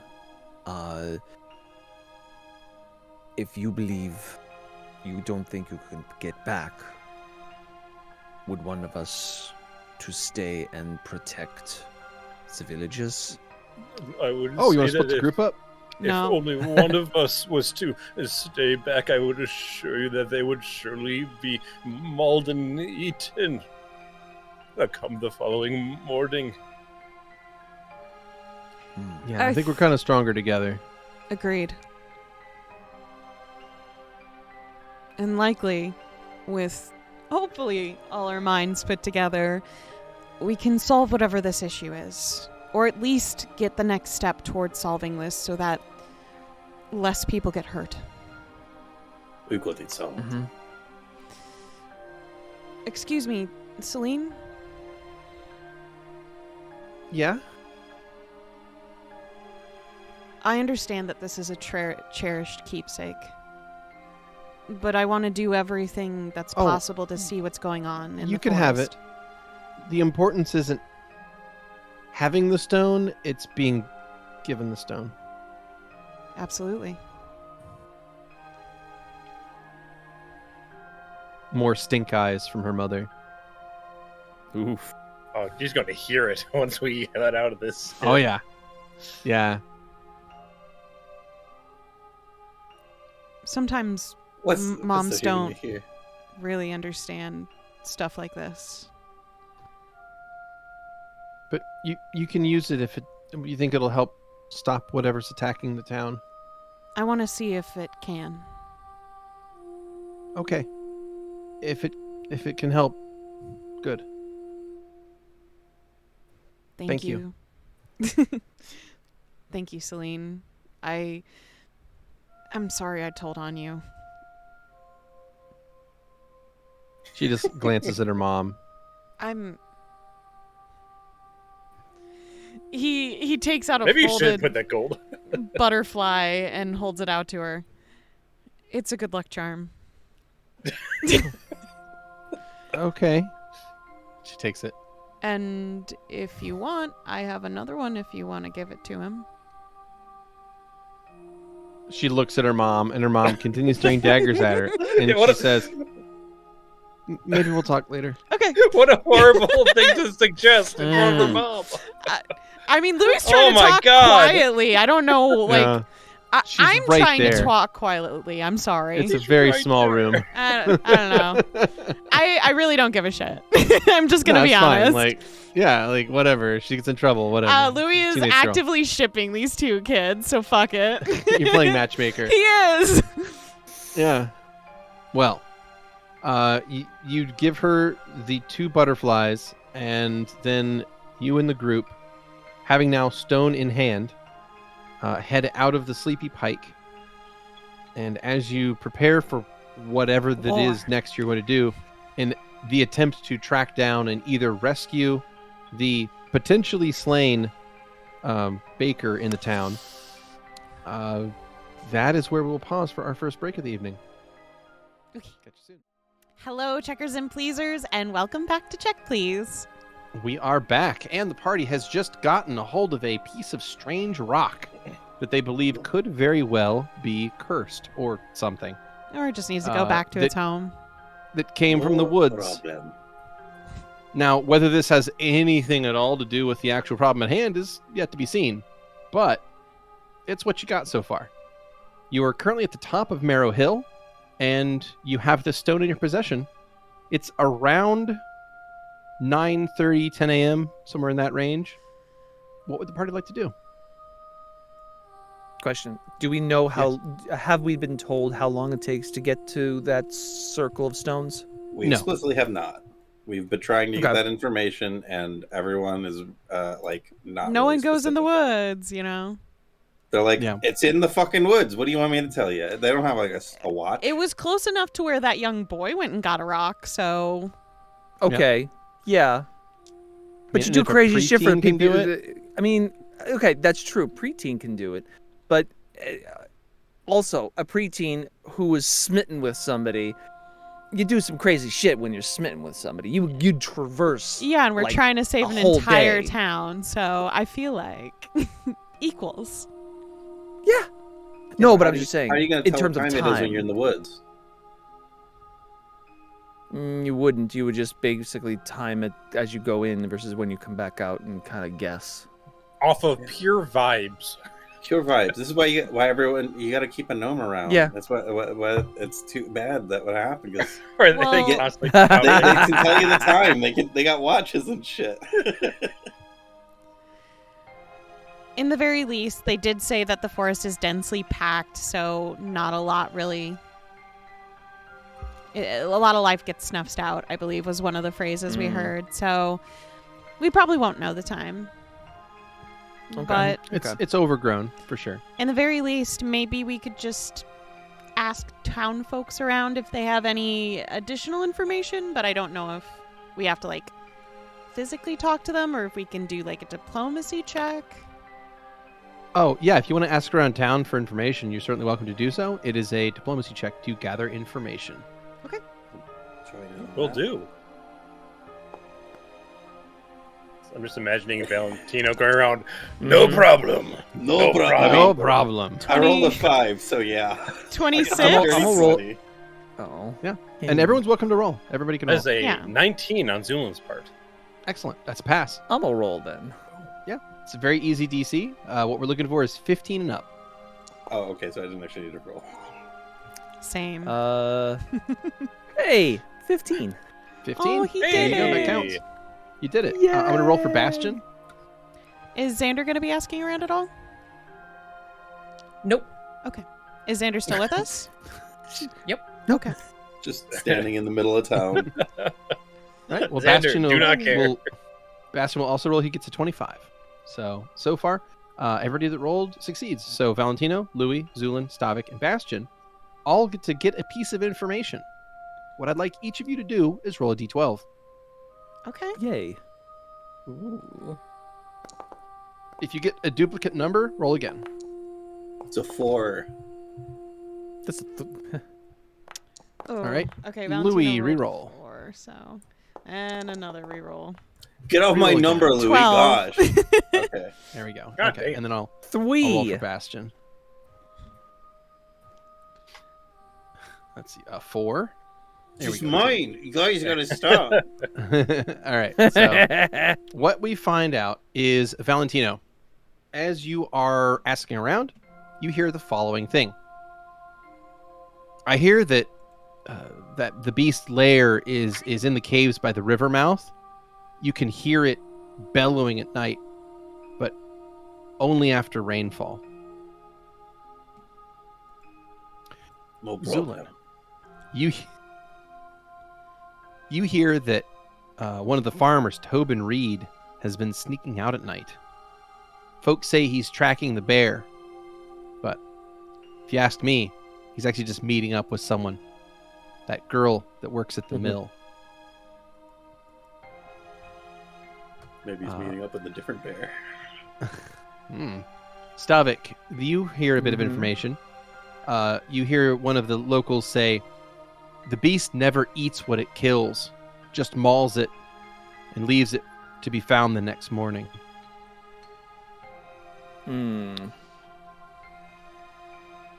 Louie, Yes. you hear the following information. They say the beast only started coming around after we found those strange stones. We should have left them. Were And there Bastion. multiple? There were multiple stones? And then Bastion will hear, it's not even a real bear. It's a curse from the hills itself. I hear it's one of the druids' old pets, come back angry after what happened to their grove.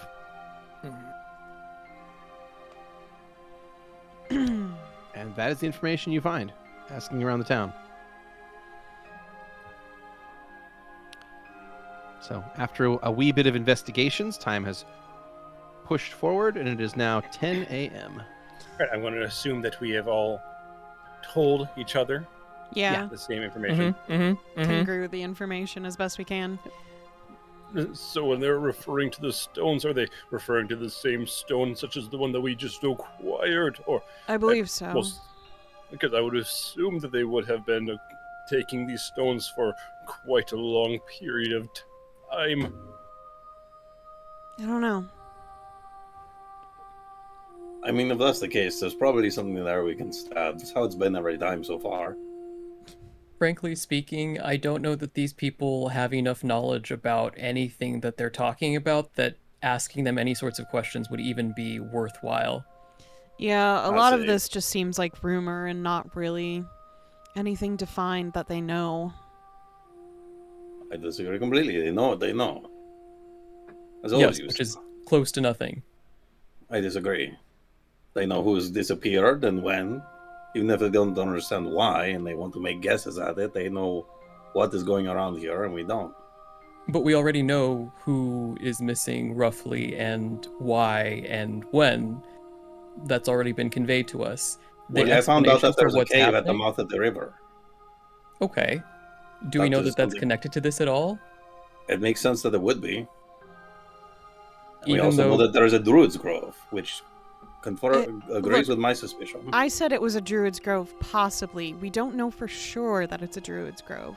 We don't know for sure, but now we have corroborative evidence from the locals. That's not evidence. That's corroborative. Well, if That's they what that actually means. potentially know local history, it may actually collaborate with that. Exactly. they don't seem to know local history, though, because the mayor of the town already said that there was very little that they knew about the situation except the stuff that he's already told us. Would it be a shit fuck of a coincidence for them to just make that one up? People connect dots when they don't know the truth. And sometimes they fill in... Where would they come up with that? Where would they get the idea if there are no druid groves around here? Might have been stories that were passed down or like stuff they heard from travelers for all we know. It's possible. Sorry, I've seen too many people. I've known people who dismiss the evidence of, or the lives of what they consider little folk. And you don't know what people know. Personally, I'm more of a, I need to see it for myself and experience it to fully understand its depth. That's why I don't 100% believe what's written in books all the time. I need You to... probably will never fully understand things depth. I mean... Valentino, you're being very combative right now, and I don't know why. I feel the same in the inverse. I feel like you're being very combative and I don't understand why. We got the information from the Izokos. Some of it will probably be irrelevant to what we learned. Some of it gives us a direction to head in. Did anyone explain where the cave and this river were in relation to the forest, which may or may not be part of a Druid's Grove? But I mean, it's a river, right? We gotta figure it's got to be in one of the directions, pretty much cutting through the whole landscape. Yes, but are they in the same direction or in different directions? Well, it probably runs out to the sea. So if we go into the woods and just go north, we'll probably hit it, right? Exactly.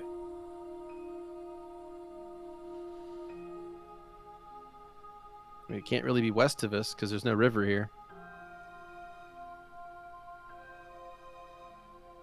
Wouldn't At least the that's river go how rivers south? always work. From what? Don't rivers just go south towards seas?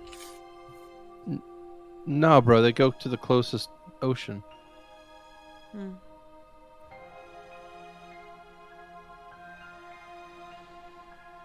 Well,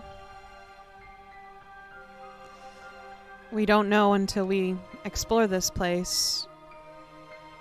So, shall we go? I think we've spoken as best we can to attempt to gather information, but we won't know until we're there. Okay. If anything, Well, Valentino, Bastion, you two take point and look for the traps. Let's not forget that those are still in the forest. Of course. indeed. So as your group heads into the woods, I will indeed ask for a perception check from everybody. Okay. Everybody gets to roll it. 29. Ooh, 14. 15.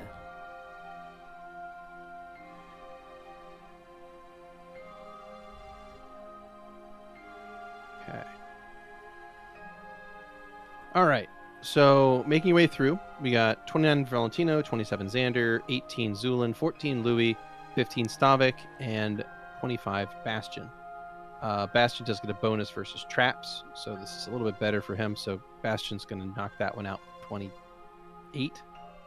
So just barely beats out Xander's 27. And as you guys travel through the woods, you make your way away from Marrow Hill, first walking down the hill itself and heading toward this sort of overgrown, scraggly-looking forest to the north. Scraggly. It is. And as you enter the forest, you indeed see that there are not a lot of underbrush in particular, like not a lot of bushes, because it seems some local vine has kind of taken over a lot of the forest itself. And in fact, it's also grown up the trunks of the trees and up into the foliage, into the canopy, and kind of weaved the canopy together in a way to filter out a lot of light. So it's actually surprisingly dim inside the woods, as this, what could very well be a single massive vine plant, has taken over a great deal of the forest. And while you're walking through, it is dim. It's difficult to see in front of yourselves. It's very easy to get your foot caught on an exposed root of a tree. So you're making your way through, but there's a lot of fumbling, a lot of stumbling, and every so often, you guys will get stopped by either Xander or Bastion as they note that there is in fact a trap here or there. A bear trap, a trip line, a deadfall, all kinds of various things. But luckily, they are able to note every one of them that you would have potentially hit. So you do manage to avoid... Didn't get anything, huh? What's that? 29 didn't get any of them? Oh, shit. I'm sorry, Valentino. Oh, okay. My apologies. Yeah, no, you did. You did as well. Sorry. So it's Valentino, Xander, and Bastion were the three highest. So that would be a 29, 27, and 28, respectively. So, boom. The three of you are going to notice the traps and make your way through the forest without triggering any of them. So, good on you. You know, this area No problem. kind of No reminds problem. me of my first story. I see him. Yes. Well, if we see snakes and Wait, such, Does then that mean that there's a snake here? maybe. Okay. Well, if we see one, we'll kick its ass. Sounds good. You know, Look out your for story. the adder. Okay. But it's weird. Do you ever feel like you're walking in a dream? But Only it's when real I'm life? Pretty drunk, but yeah. Oh, well, Constantly. Oh, yeah. What with the skin, right? Or lack thereof. Everything is muted. Dulled. Yeah. I guess my nightmares really aren't dull, per se. They're quite a lot, but I don't know. It's this weird familiarity, I guess. But I can assure you I've never been here before. It just feels like it almost. Well, I mean, if that's the case, then you got a pretty wild imagination, because it's pretty weird looking in here with all the vines, and it's kind of dark, so... Well, if it's too dark, I can bring out some ice butterflies. Yeah. Bring out some lights, and let's help ourselves out here. Okay. Louie will take out his book and cast dancing lights. Okay. You cast dancing lights and illuminate a small area around these lights where you can control their movement. My question to you guys is, do you want to try and look for tracks? Do you want to try to find the river? Are you looking for the standing stones? Zu'lin will what's inspect your- for traps. Oh, sorry, for tracks. There you go. Tracks. Okay. Cool. So I will take a perception and survival. Thank I God. will join in with the That's a- survival. That is a 27 for perception. Hell yeah. Ugh, that's a terrible And that roll is for a me. 24 for survival. 14 Zu'lin. assist. I want you to imagine that you're going along the ground, like beak to the ground, and it's just like scrunching as you're Mhm. snorting, and you're like smelling your way across the area with your mask, and Some spy you- versus spy shit. you in fact find a trail. Okay. It appears to be quadrupedal, with massive clawed paws. You identify them as being Ursine. All right, Zu'lin Snake will boss. whistle everybody over, and we'll follow these tracks.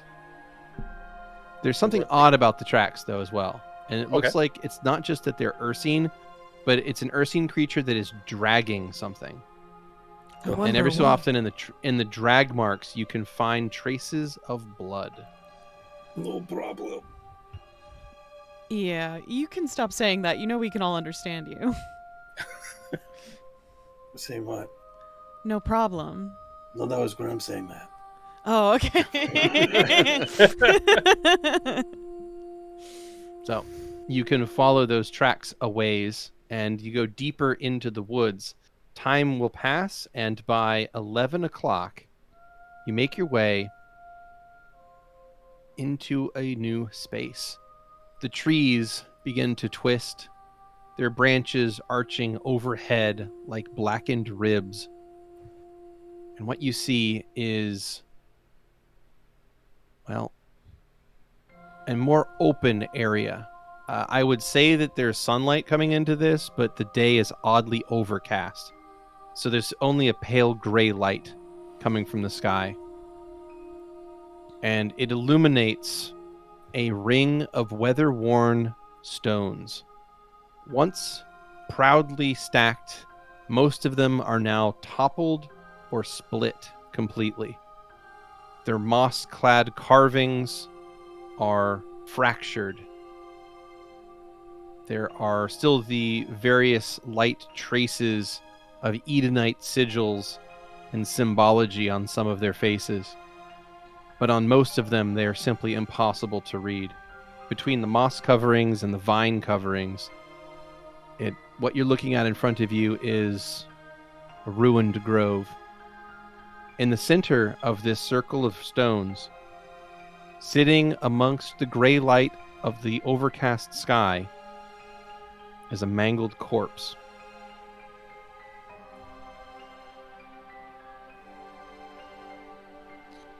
Is there any indication that the beast is near?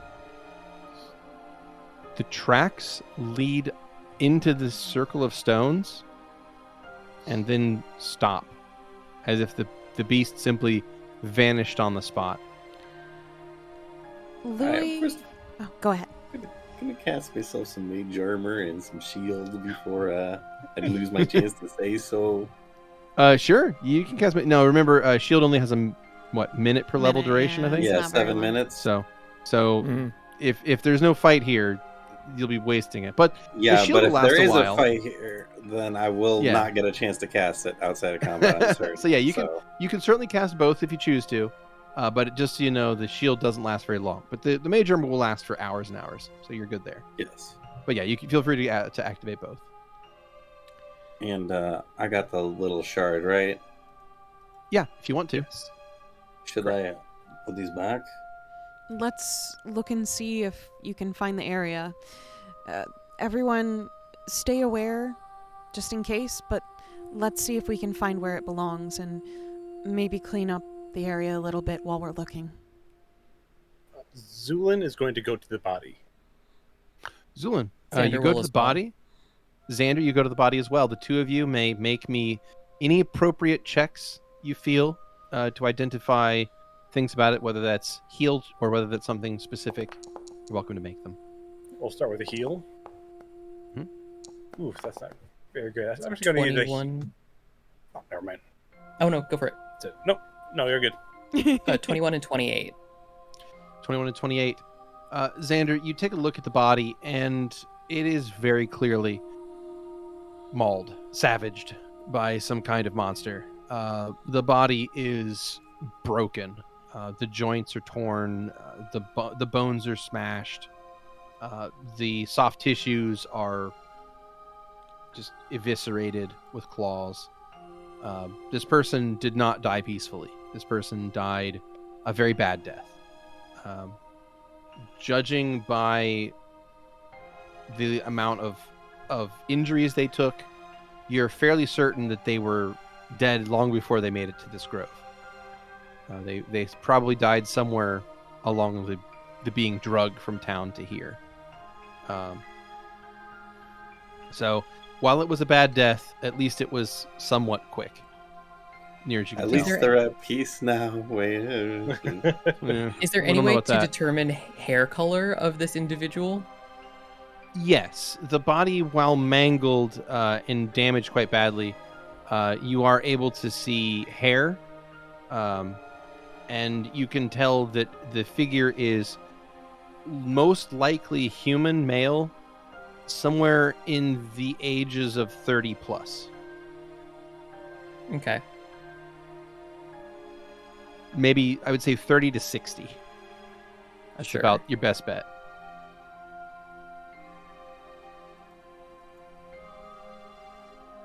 But the body is quite damaged. The corpse is not in great shape. So you think that it's actually beyond what a Speak with Dead would function on. Sure. The head is too damaged to speak.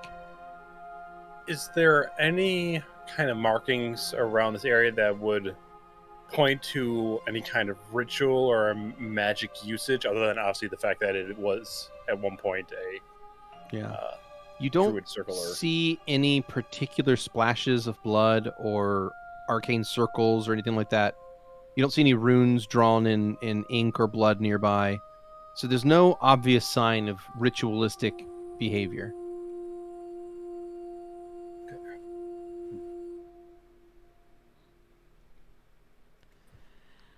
And I want then to look for where my rock goes and put it back. yeah. Sure. You look around the area and you find, did you roll? You haven't gotten to us Oh, yet. go ahead and roll a perception check to try to find where your rock goes. It's a 2. It's a 13. Whoa. I think I'm gonna reroll. Do you want to hero this point one. that? I think I'm gonna. Yeah, let's Oh do that. I got 20. Jesus! I got a 13 Okay. as well. Jesus. I found a rock. While Louie is looking, though, he would like to actually clean off the stones, like get the vines off of them, clean them, get them a little more fresh. No problem. Yeah, no problem indeed. No problem. That's a 30 this time. Yeah. So, Louis, you brush off some of the vines and moss and scrape off some of the bits, and you find some interesting writing that you cannot read. It's almost like it's written in a code or a cipher that you're not familiar with. Fucking druidic. I'm So, sorry, you do not I speak literally cannot do a linguistics check for this, Correct. unfortunately. Druidic. Yep. I'm afraid it is simply beyond you.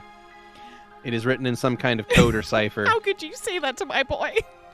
I know, it's He's horrible. so good at these things. You're not indoctrinated into the ways of the cult. Would comprehend languages be able to decipher? Yes. Or is it okay? I'll do that then after a little bit spent concentrating. Sure.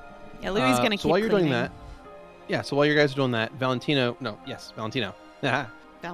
you get a 30, and you find that there is in fact a space on one of these toppled pillars that has multiple chunks broken out of it, and this piece slides into one of the many broken pieces, and you believe it fits quite neatly. Nice. Give it a little pat. Yeah, there are Oh. many other pieces missing, but this Yeah. one is now returned. But you do hear Look. clapping in the distance. Yeah. Yay! Good job. Yeah, I'm looking around like, all right. It's It's unclear if you've saved the day, but you may have saved the day. Do you want me to do mending on it at all? Maybe I could reconnect the stone. I can do that. Oh, okay. It's a good idea, though. Yeah, I'm gonna do that. I'll cast mending to seal it back in. All right. So while can I? while I'd like- Valentino was doing that, what was happening with the rest of the team? Stavik wanted to say I something. would. Yes, Stavik would be looking around, seeing if there are unfortunately, any other victims. I'm guessing some overgrowth or vines have started to grow up. The way they described it. I believe they said that the bodies come back in the morning, right? Mm-hmm. Yeah, there doesn't appear to be any more than the one body here. Okay, interesting.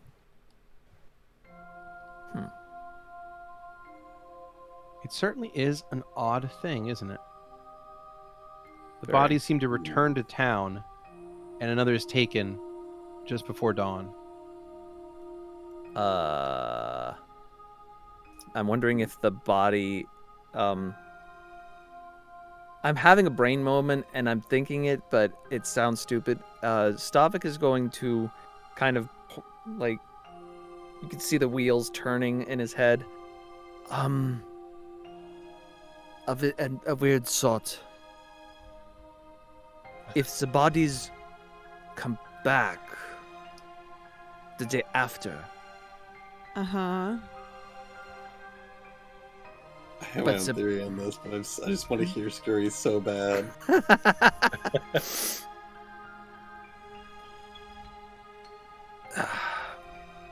Does he wait? So the bodies return, and the following morning. Why would they? Or does the creature bring back the previous day's kill? Seems That's like it. what we've been told. Yes.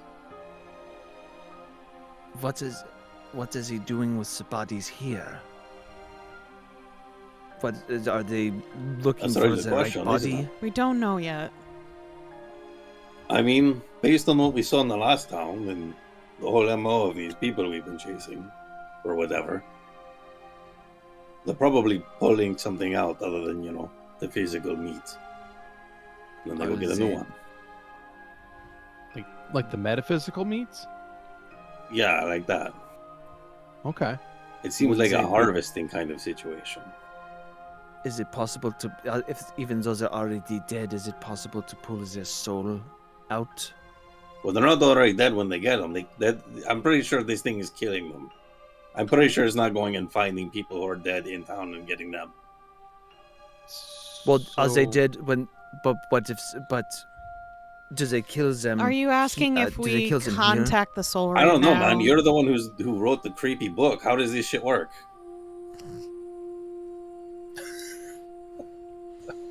I feel like you're asking us questions like we know what's going on, and we're kind of working on that.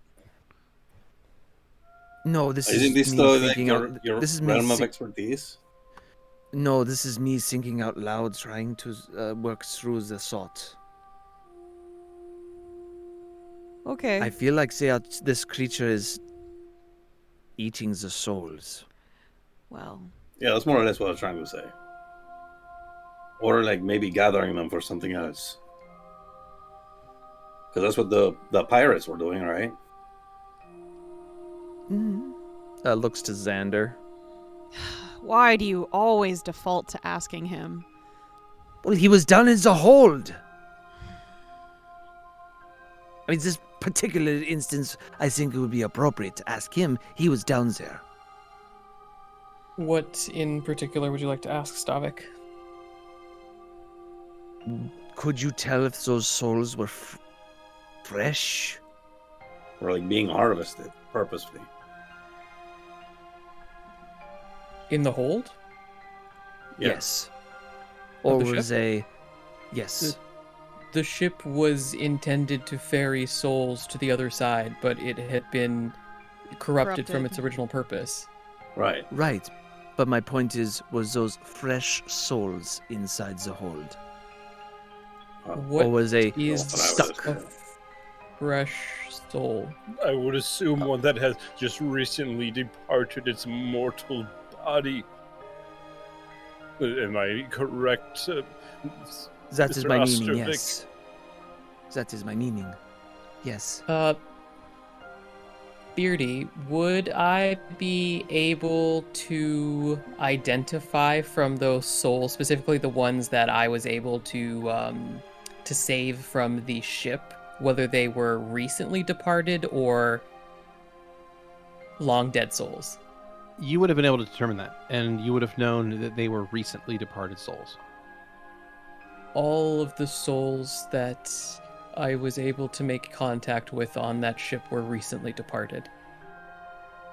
Which makes sense, because the roadblock and the issues in that particular location seem to be linked to the substance in the water and the recent troubles. The substance maybe make its way upstream.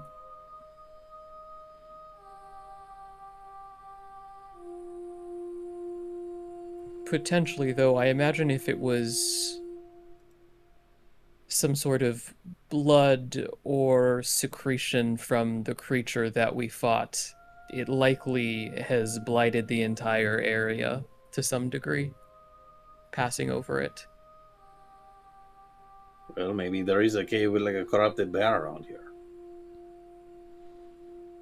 Perhaps. But the tracks end here.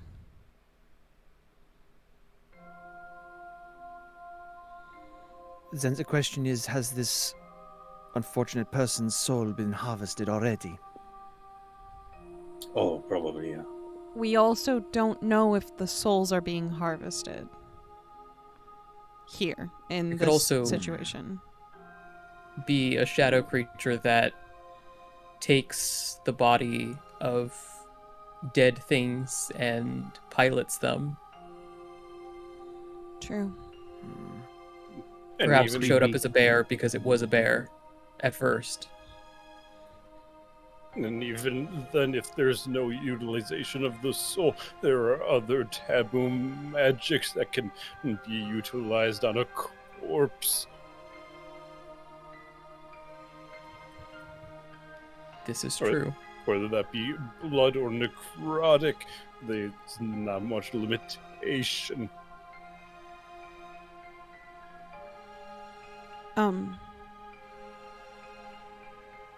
Before we bring the body back eventually, I assume we want to do that.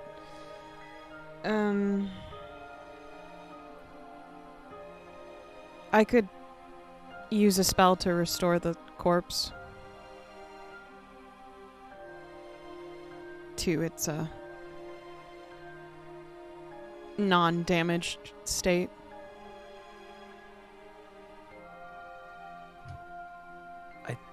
At the very least, that would be a comfort if we were to bring it back. I mean, it doesn't seem like our priority right now, but I feel like I sound like a sicko if I say no, so... It was just as a courtesy thing. Yeah, I get it. If you want. But let's see if we can get anything more from these ruins first. He says, still like cleaning the rock. Notably, I wouldn't play with some sort of text that I don't understand the meaning of before understanding the meaning of it, just in case it is magical. That's how you find out stuff's magical. Well, there You is just some fuck around writing with it until here. it does something to you. If anyone wants to read it, I can't. I think it's some sort of druidy junk. Yeah, I Stavik mean, will they take always a write look. their stuff in like code. All right, let me give it a shot. Okay. Oh, No I'm not gonna problem. bother rolling anything. I know I can't read it. You make a linguistics check, and regardless of the answer, it's impossible to read. All right, Xander. Stavik, I think I got this. Says Stavik like, will try, but something about it's either talking about like the forest or like the world in general, or maybe specific people, something of that nature, or other things. It's kind of it's just how they It's word really stuff. vague. Yeah, you know how druids are. I don't. We only met Bruno, Oh. and he was kind of crazy. Well, I know how druids are, and I'm telling you that I'm correct. Gotcha. And they are crazy. They talk like that. It's just how they are. Well, Xander, your spell is cast, and your eyes sort of mist over with a magical effect, and with almost like cataract-covered eyes, you are able to see and read these strange images and pictograms, and the numbers and ideas upon them shift, and they become legible to you. And you can read that they appear to be prayers. And almost a historical record in some cases. So it's certainly a religious text written upon these. So this is some sort of, I guess for lack of a better term, a druidic book that is written on all of these pillars. And each pillar explains different things or are offering up different prayers to Eden. And some of them are explaining various details of what has happened in the world. Most of it is damaged beyond proper legibility, so even with comprehend languages you can't really get much of a narrative out of it, but you are able to see that this is druidic. It was made by Edenites, and apparently this site was sacred to them for reasons of its position in the world. Apparently there is some kind of thing here, some kind of metaphysical concept known as a ley line, that this is the intersection point between multiple of them. And these were all considered sacred to the Edenites. Xander will explain to everybody that this was the conjunctional point of ley lines, though it has fallen into disrepair, and it seems the Edenites are no longer around to maintain it. Well, You figured that all on your own? well, I know the Edenites aren't here, but in the very least, it doesn't hurt to give it some love. Even though it's from Eden? Louie I'm just surprised looks away. that you would feel that way, bro. I figured you would be like, Can we- you god shit. Okay, I'll help you clean. And he takes out one of his daggers, starts to scrape the stones. Wouldn't it be faster to like burn all this foliage off?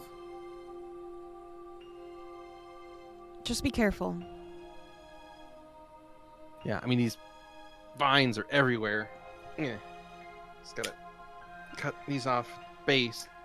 There we go. the druid circle? The druid circle is probably 30 feet across. Oh my god. Can't wait to Do see we this need to druid move the circle body? blow up.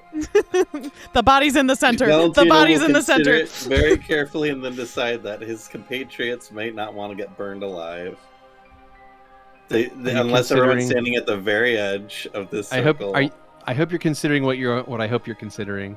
I certainly am, but I think he's going to decide against it just because I really want to keep those slots. Noted. Those level 3 slots are very valuable. Yeah, they're just too juicy. He's looking and he's like, just a little too wide. All right, okay. Louie's been. I will say Oh, sorry.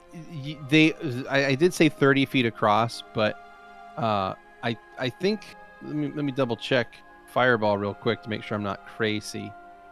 It's 20, I believe. It is 20. 20-foot radius. Yeah. 20-foot radius. So, and that would easily cover this because this is not 30 feet radius. It's 30 foot end to end. Diameter. So a okay. fireball would cover the entire space. So you could fireball the whole But druid there circle. would be like a amount of force to it, wouldn't there? Potentially, but I mean, they're made of stone. Like, they're not going to... You know. Already chipping and shit. I don't know. You know, What's the worst that could happen? What's the worst that could happen? Oh, fuck. You can clean all these stones off right quick. What, you break the broken circle? Yeah, what? Right. You're going to break it a second time? It's going to become double broken? See, now this is like the effect where the GM is getting so encouraging of something that I'm like really getting the vibes it's a bad idea, but I don't want to act on those vibes because that's metagaming. But is it metagaming for me to act on the initial vibe? I'm just telling you that based on the measurements, you can hit the entire circle with a fireball. Yes. Okay, I'll keep it in mind. I'll provide a You more can put that in the conventional back of your help. sack. Yeah, we'll see how long this takes doing it the conventional way. You know, if we have to hurry up. It'll take a while. It's a lot of scraping. A lot of cutting of vines. Valentino will do like just kind of get some small fires going with his lesser magical abilities to start burning away at these vines. Okay. Well, between the lot of you, you cut vines, burn things, scrub moss off, and kind of try to put this place back together to some reasonable convention. Now, it was mentioned that someone had restore corpse. Did you want to try that on the body? He offered it. He wasn't sure if the whole group was into that or not. Stavik was. I mean, bro, if you think you can, like, fix it up, I guess. That way we might be able to try to talk to it, right? Could we That not is a good point. now? No, look at was it. It's all in fucking good enough mangled. shape. Sure, I can try to restore it. Sorry, I don't really understand how those spells work, so I didn't even realize. Yeah, it's got to be able to have, like, a moving jaw and stuff. Got it. Louie will hesitantly step into the circle. He's been avoiding going inside of it. Also, Fine. Zu'lin looks at Bastion. I'm Bastion quite lean- interested in how you actually know about that. Bastion leans over to Zu'lin and says, "That's why in the business, you know, when you kill somebody and you don't want them to rat on you after they die, you always cut their jawbone out." No, real obviously, important. or you can just disintegrate most of the bones themselves. Okay, well, Zuzu, if I could disintegrate something, I think that wouldn't be an issue, but I don't think all of us have that power. So, I we suppose do what we their can. tongue. Yeah, cut their tongue out, pull their jawbone out. You know, do what you got to do. Because, like, restore corpse will, like, fix stuff up. It's not going to, like, regrow their bones. I don't think. Pretty sure, because I never got. Anyway, yeah. Okay. Yeah. Louie will kneel down next to the corpse Mhm. and kind of dig his hands into the earth. Take a deep breath in, and then lean down and touch his head against the whatever remains of the skull of the corpse. It's pretty gnarly. Yeah, I know, but it's how his magic do. It's going to leave a Ew. little spot on your forehead. Yeah, I know. It's tacky. He's trying not to think about it, okay? He's trying not to throw up. He's trying not to throw up right now. You just throw up There's- into the corpse as it's filling back up. Stop. It wakes up. Did someone throw up at me? Yeah. Can I explain how this spell works, fam? Absolutely. I know Thank what you you. mean. And You have the floor. He kind of concentrates, and through the ground that he stuck his fingers in, this glowing, warm light comes up from his hands, up his arms, through his throat, and to his head as he sort of pushes this energy into the corpse and casts Restore Corpse on it. Go for it. Restore corpse. All right. Well, what this is going to do is it is going to regrow the flesh on this body. It is going to unmangle it a great deal. It's going to allow this creature to look as it did when it died. So the flesh, of course, is unfit for eating. The magic only restores it to Darn. a rotted state. So Sorry, Zu'lin. yeah. not good for consummation there. You can't just nom it down.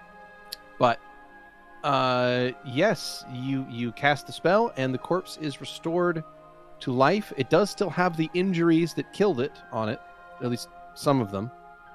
So there are, nasty slashes on the chest and what looks like bite marks on the arms, probably defensive wounds, slash marks on the forearms. But none of them bleed, and the body lies there motionless, looking almost like they could sit up and start talking, but they're cold and motionless. Does it look at all like the boy? Yes. You think this could be his father. Louie Yes. slowly digs his hands out of the ground, kind of flicking them to get the dirt from under his nails, and moves away, rubbing his forehead from whatever filth might have been there. He holds one of his hands over his mouth as he turns away and leaves the circle.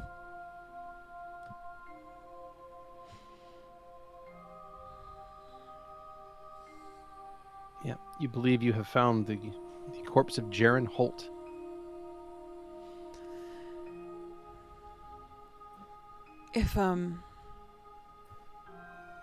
If this helps, it's all yours.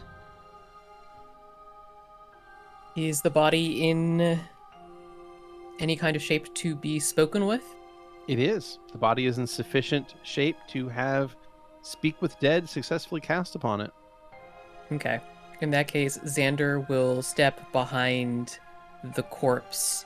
He's going to kneel down and place his hands on either side of the head, and then he will lean down, closing his eyes, and kiss the forehead. And as he does, he will cast Speak with Dead. You cast Speak with Dead. As your magic suffuses the body, it is going to twitch once, and then its eyes flick open, and it leans up, sitting bolt upright off the ground. Its eyes appear vacant and lifeless, though it still turns to look at the nearest one of you, specifically right at you, Xander. As you cast this spell, you are granted one question per 2 levels. So I believe that means you get 3 questions. Mm-hmm. So you may ask 3 questions to this corpse. Xander will look to the others. We have 3 questions. Cool. What do we wanted to ask it anyway? I suppose we could ask it to describe the creature. Or perhaps we could ask it we could ask it where the creature resides. Because you'll just ask him how to describe the murder. Describe It's how he not was a killed. question, it has to be a question. Has it been in the form of a question? I believe so. Yeah, I think so. Oh, okay. I mean, you guys are the ones that saw it in the temple the most when we were in Luciana. I figure you guys... First question. What It looks at you. is the sequence of events that occurred from the point in time when you were attacked in town most recently?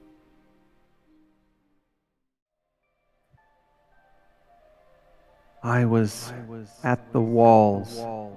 The palisade had been built. It was as ready as it would ever be. I stood shoulder to shoulder with my neighbors.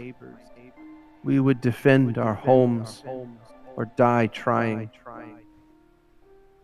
We saw it approach. Its body twisted like mist. Its eyes burned like hot coals. The ground shook at its footsteps, and it tore at the wall directly in front of me. We fired arrows. We threw spears. Our weapons did nothing. The creature only grew enraged and only tore at the wall more ferociously with each passing moment. The wall splintered. I was cast to the ground, and the next thing I knew, it was upon me.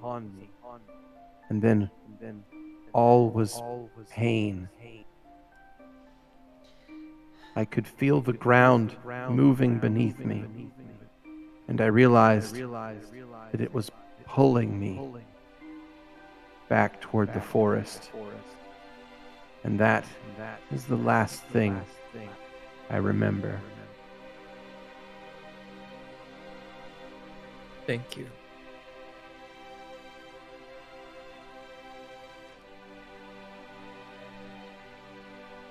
Xander looked to the others. As I said before, we could ask it to direct us to where to find the creature. He died before that. Yeah. It was about as much information as we could really want. So wait, is that the second question, or there's two more? Two more. That was the Two more first questions. question. That was question one. You have two additional. The corpse continues staring at Xander with a vacant-eyed expression.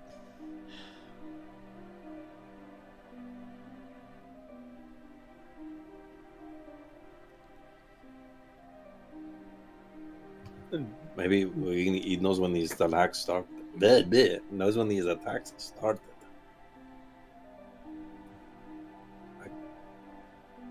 Although I do feel we could probably just ask someone from the town. That's true, yeah.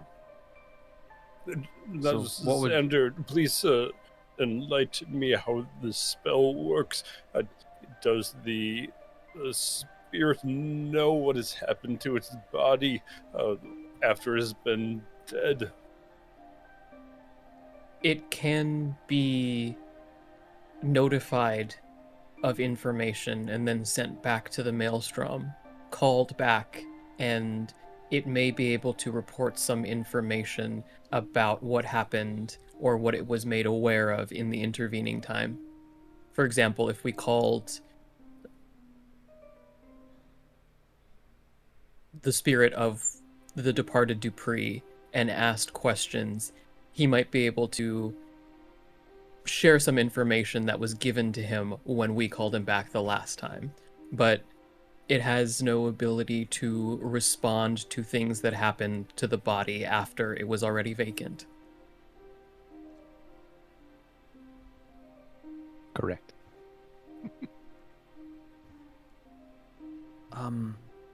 Question.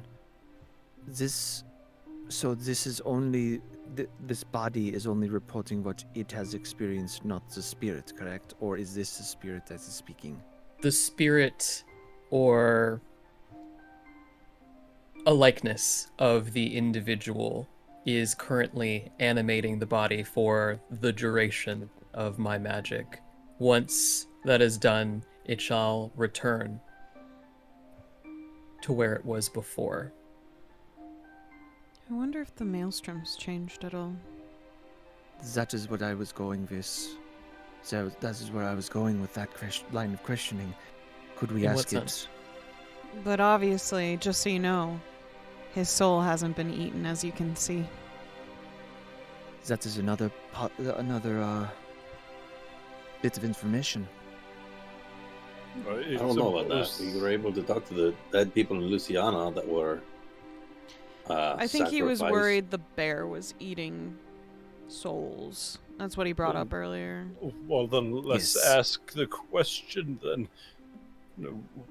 Perhaps we could ask what has his experience been after being killed in regards to his soul. Xander smiles a little bit and then nods. Sure. What has your experience been after the death of your body?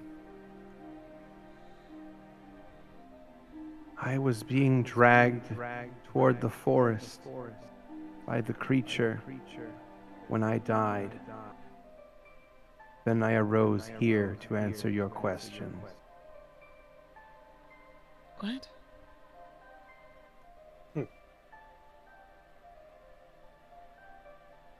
He. Well, I think the right thing to do then, if we don't have any other questions, would be to maybe get the message from him to pass on to his family.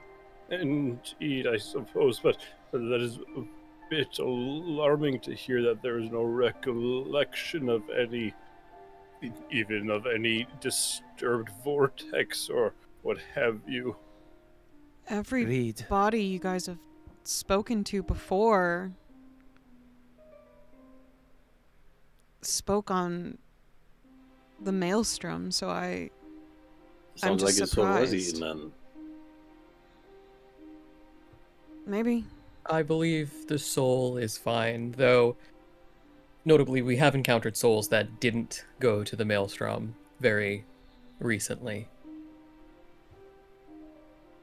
Well, Notably, Yes, in the ship. all of the souls in the ship.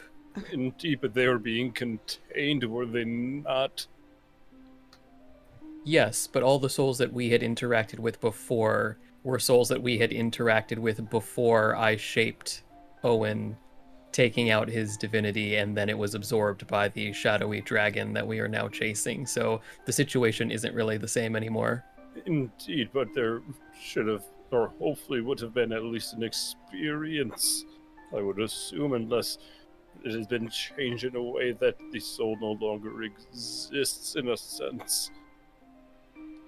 Well, there could be several potential explanations for why this is happening, but if we're assuming the shadows are connected to the shadowy creature that absorbed Owen's divinity, then it's not really surprising to imagine that something strange would happen when things die as a result of it, indirectly or directly.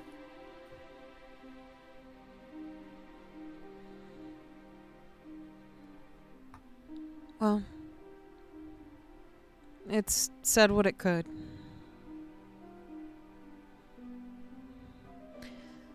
Indeed.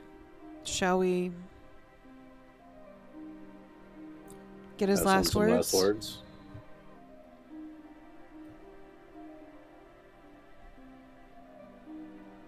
What, if anything, would you like to convey to your loved ones before you return to where you were before I began questioning you?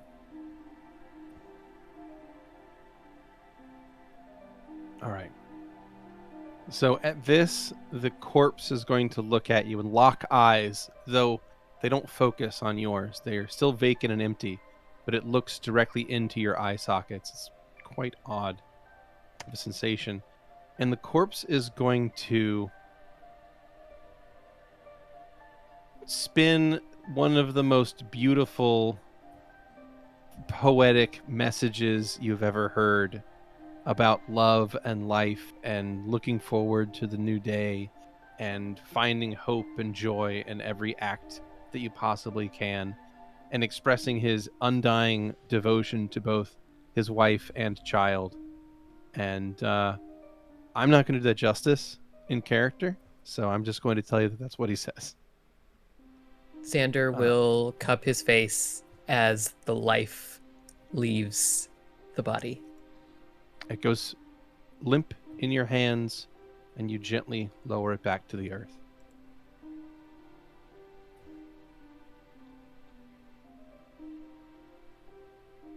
Tell my son to get his findies. His findies? Findies nuts!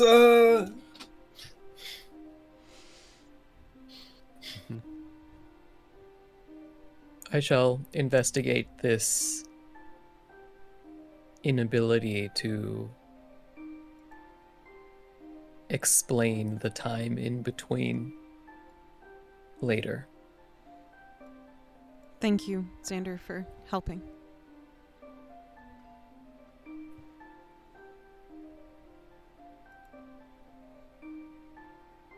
So I suppose now the question is, shall we continue looking for the creature here, or shall we return to the thorp and prepare for attack? Shall we bring the body? Yes. All right. Well, I can help drag it. Well, maybe Stavik can... You're strong. You know, Of course, I can just. princess carry it. I will take great care. And he will go and pick up the body. And Princess carry it home.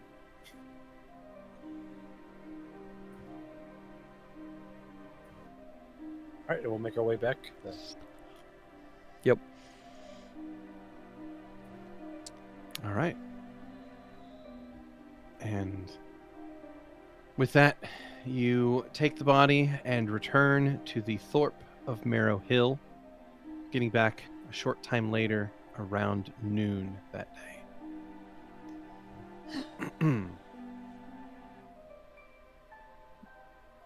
What do you do? It is noon of May 15th, the year 808, in the town of Marrow Hill. You have in tow the corpse of one Jaren Holt.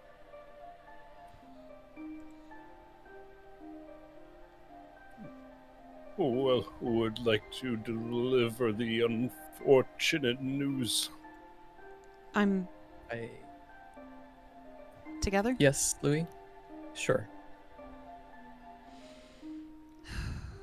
Okay. Stavik with us. Mhm. I'm definitely not going to be able to hold it. It's already enough as is. I'm assuming that we are not bringing the dead body to the house.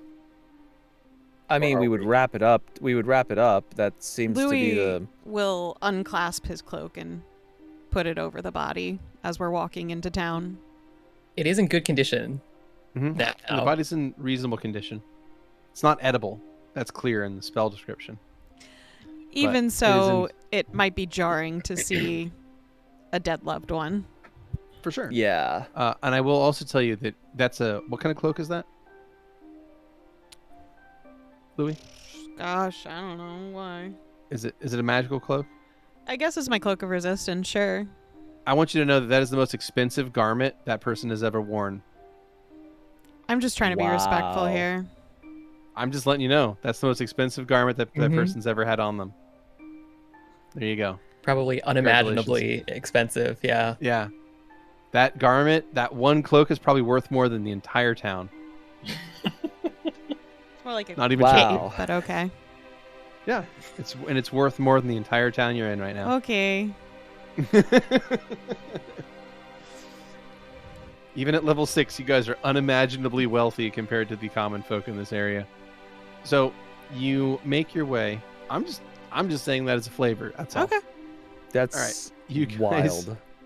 You guys make your way back into town, gently bringing this body, which is gently wrapped in your cloak. And you arrive at the Holt family bakery. Hello?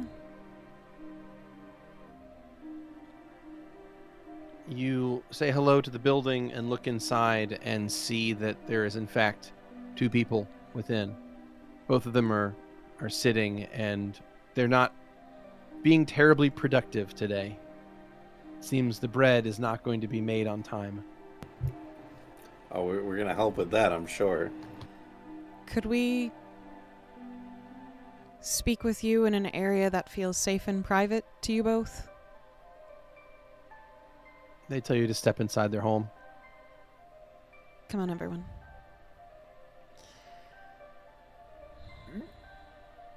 So, Mira and her son, Jaqen, ask you to enter the home, and when they see the body that is wrapped in the cloak, Mira just puts her hands in her face in her hands, rather, and just begins to sob. I'm so sorry. We found him in the forest, of course. But at least this time we could bring someone back so that you could bury them proper before them just being dropped off in front of the forest.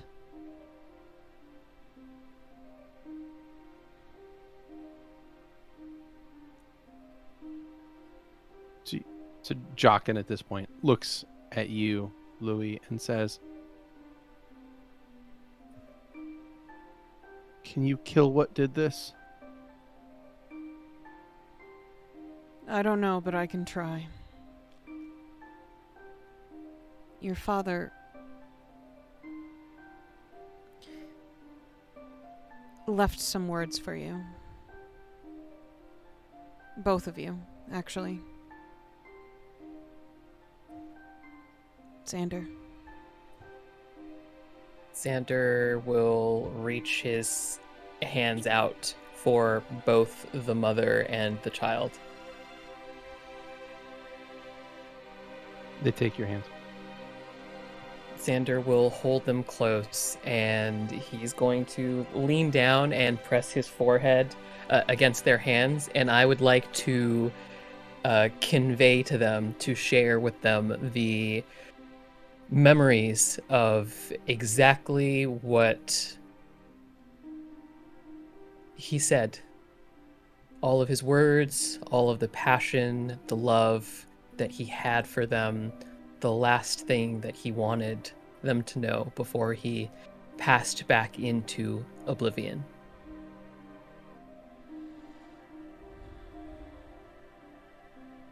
It brings tears to both their eyes.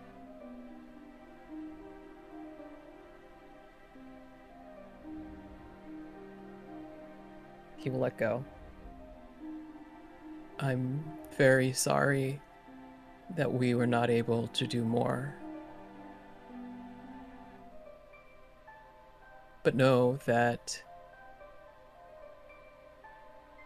I will do my utmost to bring him comfort and guide him, for I have a connection with souls.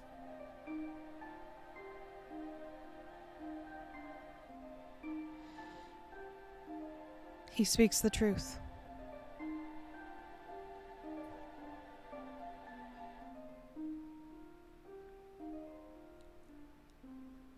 And reclasping his cloak, Louie will look out the window. And I have a job to do as well now. Though it is midday, it is still dim outside due to the thick, overcast gray clouds that hang over this region.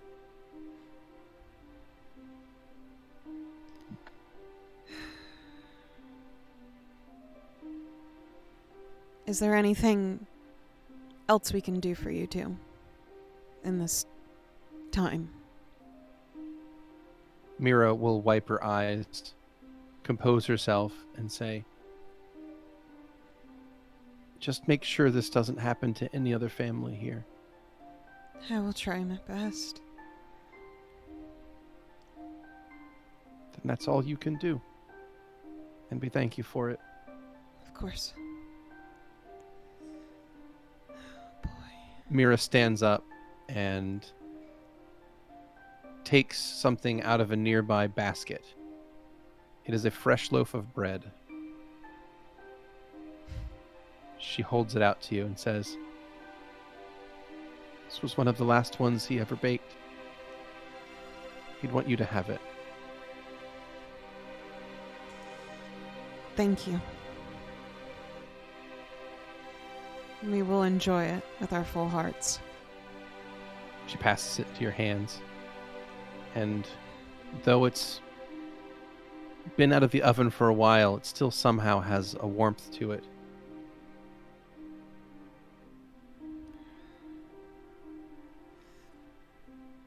Louie looks up at the group.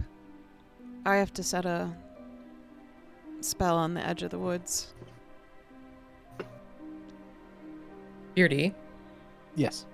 while Louie was receiving the bread, I would like Xander to have snuck away and slipped 100 gold behind the counter where she would find it later but not be able to protest. I will require a check from you, please. Sure. that Help check Sleight Xander of with hand. be- this? Stealth and or sleight of hand. Could I Sure. roll a perception or vibe check Yes. to see what Xander's doing? And You can 100% stealth, or perception to notice. And then if you notice, it's a 15. we'll see. We got to get a stealth. I mean, if he gets better than 17. that, we'll probably be okay. Yeah, Xander actually does beat that. Well, if I don't notice it, hopefully they don't either. Yeah, if you don't notice it, they probably won't either because they're distracted. So, Mhm. and that will actually succeed. So, Xander, you can slip that money into their home without them noticing. Perfect. You have now made them the wealthiest family in town. Yep. He's just worried that perhaps without The head baker. their father there, it might be difficult for them for a little bit. Yeah.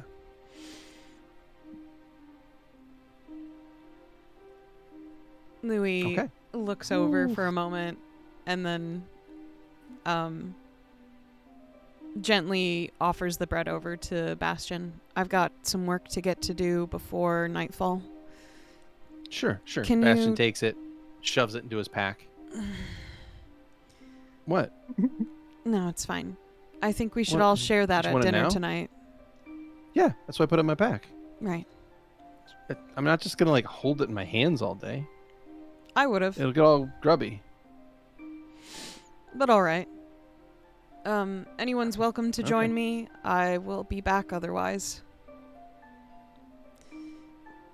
And he turns to Mira and her son and gives a deep bow of respect and then leaves the building to go to the border of the forest. Okay. Well, you leave the building and head toward the border of the forest. Bastion will walk along with you and ask, so, what's the plan? How do we find this thing? How do we fight it? Right now I'm setting up an alarm to see if it activates that. Being some sort of twisted shadow, I'm not even sure if the spell will activate, but it will give me a hint on what sort Okay. of creature it may or may not be. Now, I still think perhaps we could see if more people had those stones. Maybe we only know one person who did, but it seemed like there were more sections taken off from where Valentino was mending that other stone, so if there's still issues tonight, perhaps we should see if anyone else has them, gather the town around in the morning. But for now, we need to set up sort of a battle strategy. I need Yeah, to slay a I mean- monster. It looks like the townsfolk have been working on the palisade wall to patch the hole. That's good. So at least we'll have a wall tonight. It's true. And hopefully the alarm can set up so that... And while they reach the edge of the forest, he sort of spans out his arms, an ice butterfly kind of floating up with his spell book. We will see if it will... whatever. Activate this at all. And Louie will try to put it in the main area that Mhm. people have spoken on it coming through. Yeah. As best he can. Okay. And So you- there's these kind of line of butterflies and vines kind of gently dancing around the area he makes. And if it goes through and it works, then we'll hear a bunch of people screaming. That's how it worked the last time I did it. That's the sound you picked? Oh, I don't pick them. Oh, fuck. Okay. All right. Well, a bunch of people screaming then. Cool. Well, you know. I don't really All right. know how to... Other than choosing fire or ice, I don't know. Spells work how they work fine. for me. Okay. Well, I guess I'll see about helping the town with fixing the fence, but I guess my question is, if everybody said that like weapons don't work on this thing, so what's the plan? I doubt they have we hit it magic with- weapons. Okay. So you think as long as we use magic weapons, we're good? We can try. This might be one of Cool. those fights where you actually have to stay behind me. I mean, I hate that. I don't want to put you in danger, Oh, no. especially like Poprosito. that delay almost took you out, bro. It's fine. I'm fine. I know killed you're it. fine now, but like, yeah, but like it was real touch and go there for a minute, you know? I haven't died yet. It's not a great phrase to say, bro. Yes, but It's fine. I always get up at the end. It's okay.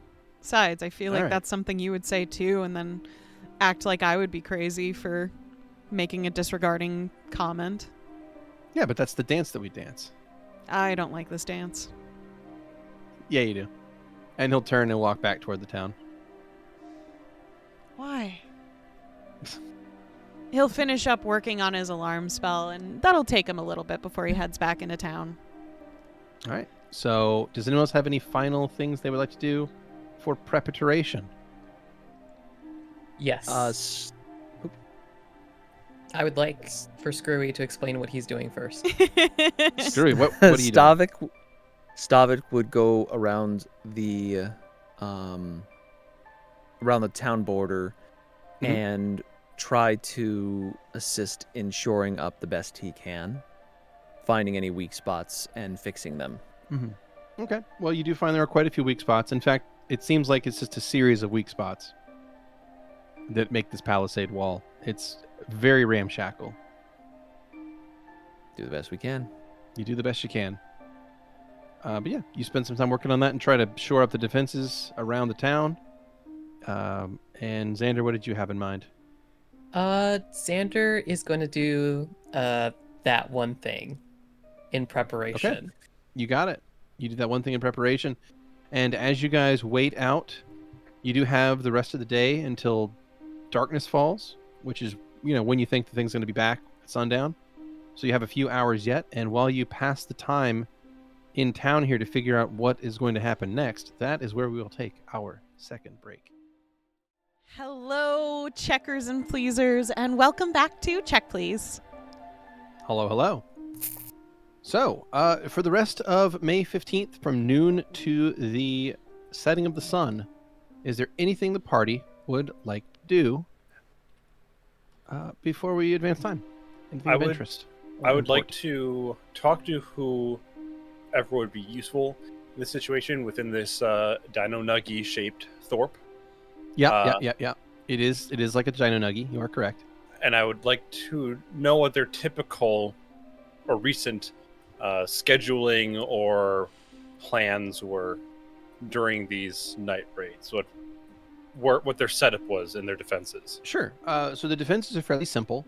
What they have done is they built a palisade around the town, Mhm. and there are various platforms that they can stand on the inside of the palisade wall, and they have things like slings, bows and arrows, throwing spears, and a handful of other farming implements turned melee weapons to aid them. Their spears are basically like kitchen knives lashed to the end of poles, so they're using mostly improvised weaponry, and they're trying to fight off whatever this thing is. But they say that all of their weapons have had no effect on it. But what else can they do? So, None of their butter knives are right. None of the working. butter knives or cold iron. This doesn't seem to work for them. They have But arrows, aside right? from that, They do have bows and arrows, yes, but they Okay. seem to also have no effect on the thing. I will probably confer with them and use Greater Magic Weapon to give them 50 magical arrows / projectiles to use during the night. Okay, so you want to like make 50 and then split those out amongst the guards? Yes.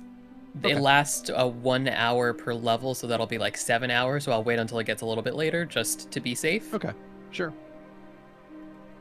Okay. Certainly doable. Anyone else? Yes. Is there any material within this Thorpe or maybe within the outskirts of the woods that I could use to potentially make some kind of alchemical creation similar to a large-scale flare? Not really. Okay. There's not a lot of like phosphorus or magnesium easily available. Xander will also tell everybody that he can conjure daylight twice, if that will be helpful. And it very well Everyone could be meaning- because. Oh, go ahead. The party or the village? The party. Okay. Okay. Good So yeah, to know, you would, from what you've heard, the creature seems to dislike the daylight. So that's certainly then a we should- good option. That sounds like a real trap we can set up. Should set up like Yes. an ambush. All right. Well, I can watch from above for when this thing comes out. Give you the earliest warning. Above where? Louie will join the party at this point. Yeah, I guess that the inn is pretty much the only place they can really perch from. Otherwise, there's I a mean- distance between the forest and the town, and I don't know. Mm-hmm. I guess you could stand on the palisade as well with everyone else, but Well, we know which direction it's coming from now because we found where it came from. So what if I wait in the woods up in a tree or something and I signal by like a signal flare? But if Xander can get near it or behind it or something so that when it bursts out, the daylight is coming from where it would normally run to. I have an alarm in front of the forest right now. I'm not sure if it will activate it when it touches it, but in the very least there is one there. Well, I could back that up. I don't have it. I wouldn't be using a spell for it, but I could use my eyes. I mean, I'm we just- could always bait. Oh, go ahead. I'm just nervous. I guess I'm just worried about you, Valentino, being in the forest. Being that far away from everyone else. Yeah. I mean, What we got to worry about? I think it should be me that is out there. Does everyone want to just be like it'll be me? I can't do this conversation today. No, I just I feel will that say, Stavik, that's a wonderful idea, but you're not the most perceptive of us. Well, I could mean, you sneak could up join on me. you, bro. I mean, I think if I stand out in the middle of the field, I think I won't miss something running by. A shadow at night? This is perhaps where I think you just need to learn what to look for. Instead of like eyes that glowed like coals, that shouldn't be too hard to Yeah, spot. it was I hope. red, he said. Yeah. Well, yeah, but if you're sketching it from a side view or something, I don't think. I mean, look, I'm not trying to martyr myself. You want to wait in the woods as well? I might as I well would wait double with up. you. Yeah, Agreed. there we go. So we know the creature went after like livestock first, so it obviously like has a taste for like flesh. Mm-hmm. So how about we get some meat and we put them in a plant and we get put it in like a tree or something outside the town, and that way we all like lie in wait. So it comes in and it thinks, hey, it's a bacon tree, but as it gets up to it, it realizes it's not a bacon tree, it's a ham bush. That sounds Very fantastic. Ambush. Oh. All right. I could probably also bleed into it to I'll just walk away. It's fine. make it more appealing. I mean, you do bring up a good point. I mean, attack the cattle at first, so it probably does actually want like actual meat. We do have some horses pulling our carts if we were willing to risk such a loss. I'd rather not. Yeah, I don't really have a good way to explain the horses what's going on.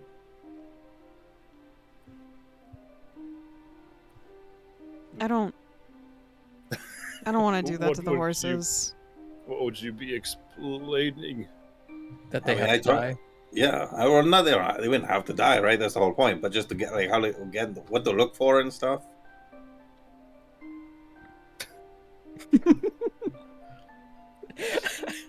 I can vibe with the horses when it's just like, hey, you gotta go that way. But like, explain to them like the whole like what's going on and how to get out of the way and everything. I just don't want to deal with it.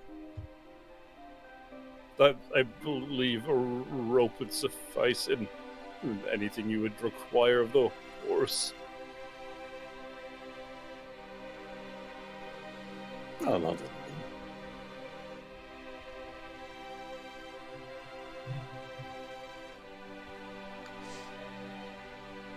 So, what is the current plan? It sounds like people want to go wandering at the edge of the forest. I mean, I can't think of anything better to do. This place is I get there going through tough times, but this place is so fucking boring. It's driving me crazy. I suppose we could all go to the edge of the forest and be the first line of defense. I don't That think we makes should sense. do that just in case it manages to get past us. Indeed, there's a large likelihood that it would circumvent us for an easier meal. Yeah, I mean that'd be the worst thing. Like we're in there in the woods, and suddenly we hear the people in the town start screaming. That'd be bad. Nothing gets past Valentino. Well, a lot But of if you guys my want to play it that way. effective spells are kind of short range, so There- I'm not if so any- sure. If anything, I think it would be paramount to, if we wanted to reduce losses, is be to congregate everyone in a certain location. That way, we'd be able to protect them in some form or fashion. Yeah, we could just tell like the whole militia to stand down and like hide in one of the houses, and we could just handle it ourselves. Of course, that also increases the chance of more people being injured if the creature does make its way to them. I Yeah, but it's gotta can- like. Go ahead. Oh, no, you go ahead. I was gonna say it's got to burst through the palisade somewhere, so like we'd be able to hear it trying to break through. It'll give us time to get to it. I could also stay with the townsfolk and just after we hear the sounds of combat, I could unleash my light and surround the building with daylight. Stay with them and just make sure that it doesn't approach. That could be strategically beneficial, and in fact, it could be used as a trap in and of itself. I could stay on the palisade, keep an eye out for where it is, and with the range of my spells, in the very least, if it's coming anywhere close, I can blast it several times before it breaches the area. You're the last line of defense then, Xander. Sure. Then, with that being said, I suppose everyone else will be patrolling around the area. Does that sound reasonable? And Xeno looked at each member. Sounds good to me. Sounds reasonable Stavik to me nods, as yep. well. I suppose I'll talk to the mayor and see if he will go along with our decision. Okay. And then once Sounds things good. get dark, Stavik, you and I go out into the woods. So we need to know where the alarm was put down so we don't accidentally trigger it. Agreed. Unless it can be triggered a second time.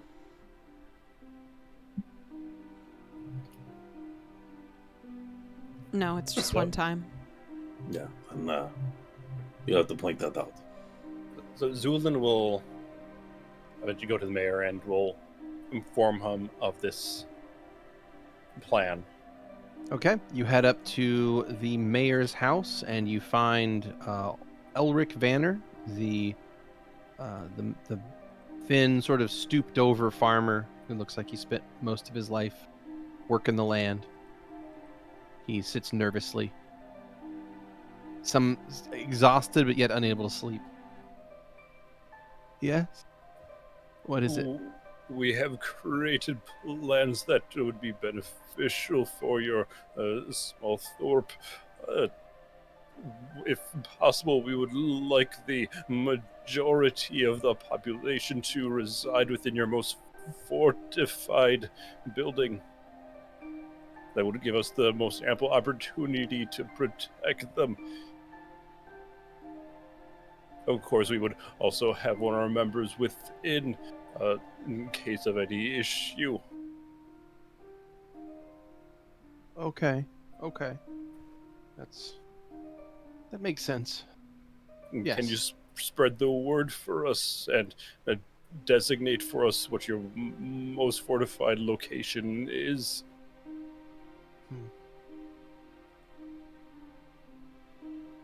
Oh, it's probably... I think I know right where we could go. The Reed family, they have they have a root cellar. It's secure. It's one of the bigger ones in town. We could probably all fit in there if we squeezed. Yeah. I'll get everyone together and we can wait in the Reed's cellar. Please if you're do. sure. Indeed, I believe this is our best course of action. But please also inspect the area just so there's no ins and outs that we're unaware of. Only one way into that root cellar. Trust me, the Reeds aren't the type to dig any more than they have to. Then I will trust you to inform the populace. All right. And he gets up and begins to move about the town, telling people of the new plan to, instead of defending around the palisade as they had the previous night, they're simply going to wait inside a root cellar and abandon their defenses. So, they will do that. My question is to you: is as the sun reaches the horizon in the west, what do you do?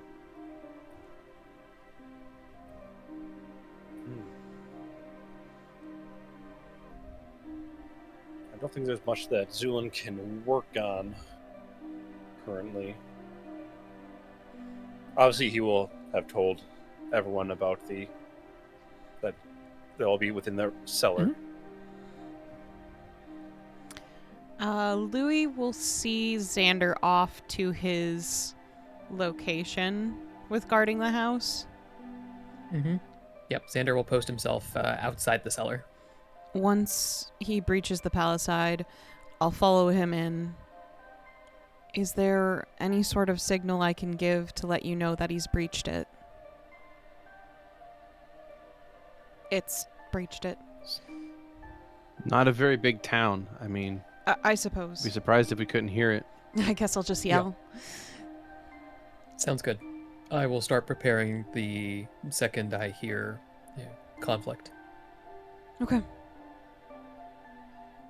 Don't worry. I'll be following behind, throwing as much as I can at it, with whatever means is necessary. We will be okay. And... Zu'lin... Sorry. Oh, go ahead. Zu'lin will also park his cart by the area that they're all going to be congregating in. And what if it's necessary to look at boiling water?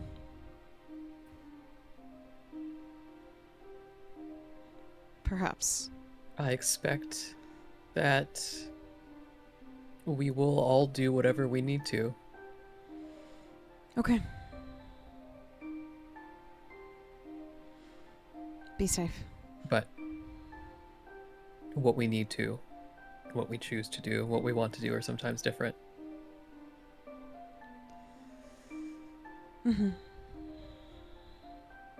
All right, everyone. Get to your posts. Stay careful. Stay alive. Let's help this town. You know it. Let's do this. No problem. All right. No problem indeed, friend. Hopefully the alarm works as well. And Louie will get to his post at the palisade, kind of, maneuvering around to get as many eagles as he can. Okay. So I have placed you on a map of the inside of the town just beside the palisade wall. So Xander is guarding people who are inside of a nearby house, the Reeds. Louie, you said you wanted to be up on the palisade. Mm-hmm. Okay. Zu'lin will be with me. Zu'lin is with Xander. All right. Stavik and Valentino, where are the two of you? I was a little confused. Okay. If the plan had changed or not, but it sounded like we were outside the walls in the woods. Yeah, I thought that's what you guys wanted. Yes. Yep. That's That what was I what intend the to. said last. Okay. Okay. Are we? Okay. Okay. Was that not? I mean, that's like I said. Yes. I wasn't. I thought that's what you guys were doing. If that's what you guys are doing, I don't see the benefit of being outside by the. You're saying you're by the forest still, or Yeah, they're the. Yeah, so that if the alarm doesn't go off, we're keeping okay. an eye out so that we can still see it come in. Okay. Right. Yeah, from this perspective, I don't really feel like it's a good idea, but I don't know. I don't think it is. I would say that we know where everyone is already. Why would Though, I will say, this was before that had been discussed. when change has your plan. something It's being not a too late. bad idea ever stopped us from potentially doing it? When does that ever stop the Circle Seekers? Yeah, yeah. I mean, yeah, sure. Yeah. It doesn't really seem like it's a risky idea. It just seems like going Yeah, to it's be not. missing It out. doesn't always- seem particularly risky. always- Yeah. Yeah, but you can always change it if you want. So we're not locked in yet. So Yeah, so what the two you doing? what you wanting to do? So Stavik, as we're walking out there, would look to Valentino. How long of a distance is it from the tree line to, let's say, Valentino where is we not are waiting right there? until we're walking out here to rediscuss this. Okay. I'm not retroactively writing my characters that fucking stupid. Yeah, like, wait a minute. Everybody's in that shelter. Why aren't we just defending the shelter? Like, no Yeah, problem. Wait, Once problem. that was all explained, I mean, once Yeah. the whole new plan out the shelter came up, then Yeah. that's for Valid P. So In in fact- that case, yeah, you guys don't have to be outside the town. Obviously, you can be wherever you'd like. So feel free to place yourselves. Is this building that Zu'lin and Xander are in? Is our That's shelter? the Reed's home, and there is a large root cellar under the building, where the Then- town's population, which is only like 20 people, are in. Valentino, there was some bushes right out the front. I was saying if I were to... You want to hide in the bushes? No, I was going to wait along the road, and if I could stop it, you could come from behind it.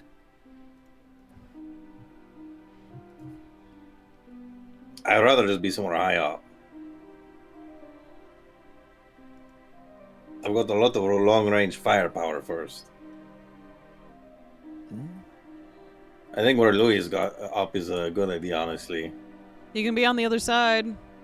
Yeah, That is That's- my plan. I think I'm an Oh up yeah, all close right, and Stavik. personal. Your plan is great. I agree with it. Goodbye. How high up? He's gonna stand right out the front and. No, he's still saying goodbye. Oh, bye. I'm And not how tall are these going palisades? anywhere. They're too tall for you to see over. Actually, they were not built for halflings in mind. I'm gonna be climbing up and like on top of them. You got it. Easy done. All right. Well, in that case, Stavik, you want to hide yourself in a bush? You say? Oh, he's just standing out in the open, isn't he? You're just standing out in the open? Okay. Yeah, I was gonna let it and basically Okay. be in. I was thinking of being in lunge stance, waiting for it to come. You can do that. That's fine. Just set yourself to lunge. Yup. Query. I do have these. I still have the inflict wounds on myself spell, correct? Yep, you do. Mhm. I still don't have that 4th level slot. Yeah, you're still Holding that from You're Xander. still keeping that from Xander right now. That's true. It's fine. Useful. So just to make sure, it was the ability to, just to refresh me on this one, you granted him a couple of spell-like abilities. Skim, comprehend languages, and inflict or moderate wounds. Okay. So what I'm going to do is I'm going to set a couple of buffs on him so we can track this. So it was He's skim. used skim, and I've used the skim and what do you call it? That's the only one remaining. the only one Okay, remaining is and the moderate. What was the middle one? Comprehend languages, and then the final was inflict moderate. Okay. Cool. And then the final one is just inflict moderate wounds, and that's the only one that has not been spent. Okay. Mm-hmm. Cool.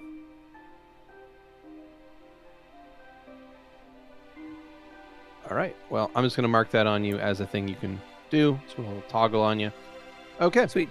So you stand out there right in front of the town. You assume lunge stance, and you wait. And, Anyone else? My last things are I'll hook my grappling hook, like tie it around my waist and hook it into the palisade. And Okay. then I would like to, once it gets to like sundown, or once the sky starts getting orange, then I'm going to do mage armor and shield and expeditious retreat. Sure. You have more of those? More what? Of like shield and mage armor. He doesn't have to select slots for Oh, individual gotcha, spells. gotcha, He's gotcha. just got like a Yeah. whole bunch. Yeah. Yep. And he's got like 8 first level casts today. So yeah. he's Nice. Well, I've got like 3, but you know. fine. Yeah, 3. All right. So you can go ahead and activate those spells and those buffs whenever you feel like it. And the sun comes low to the ground. And as the sun dips below the horizon to your west, not only maybe 30 seconds pass after that before you all hear a chorus of terrified, screaming voices It does rising up work. from outside the town. That's the alarm. That Oh, that's the alarm. That's the bro. That's fucked up. Whips his head. He whips his Do head. not up to be Louie. afraid. Xander calls down into the basement. Sorry, I don't know how to control the noise. That's just how it manifested last time, and that's I thought there was someone out there. no, that's. It's just my alarm spell. I'm Okay. sorry. Is that? Just thank good that you. let us know. Oh God! If I had a heart, it would have stopped. Well, whatever it Good is, thing you keep don't. your eyes out. I don't actually know how the distance is on this. I've never used glitter dust before, but it has like a range to it. Do I just spew it out in front of me, or I don't know how how you go about casting glitter dust? Sure. So glitter dust has a range of medium, which for you is 170 feet. So fantastic range, well off this map. And then when you cast it, it's a 10-foot radius spread. So you basically, it'll give you a template when you cast it, and you just put it on an intersection point somewhere. Okay. You just place it on an intersection, and it is a little template around that. It's a little 10-foot burst in all directions from the intersection point. Okay. So anything inside that template Okay. is covered in glitter and cannot use invisibility, and they have to make a save or be blinded. Should I wait until we notice it attacking us? Oh yeah. You don't, this Okay, is not okay. something you cast ahead of time. Okay. Yeah, because it doesn't just like hang around in I an wasn't area. sure how It's that a- worked. Yeah, it's a single. Think of it as like a glitter bomb. Okay. It goes off once, and then it blinds people for potentially 1 round per level. Stavik, get hit, and I will just throw glitter, and you can't technically be blinded because you don't have eyeballs, so it's fine. Yes, he can. Damn it. He can be blinded. He gets blinded all the time. Yeah, he can be blinded, actually. I'm sorry. Well, just tell me It's what happened like direction 10 he's times hitting already. you in, I guess. I mean, it's almost to the point where Stavik might want to take blind fight as a feat, just to reduce the penalties for being blinded. Okay. Yep. Well, Anyway. see You hear these. Yeah, you hear these horrible screams in the distance, and moving its way right up toward the town appears to be, coming out of the darkness, a rather horrid-looking bear.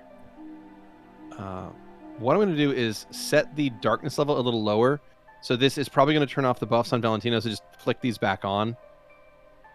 So just readjust your buffs as I adjust the darkness level to where it should be.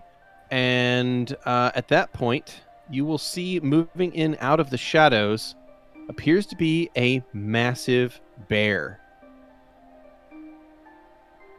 okay. And as it walks up, grumbling and growling as it moves, we get to roll initiative. Eee.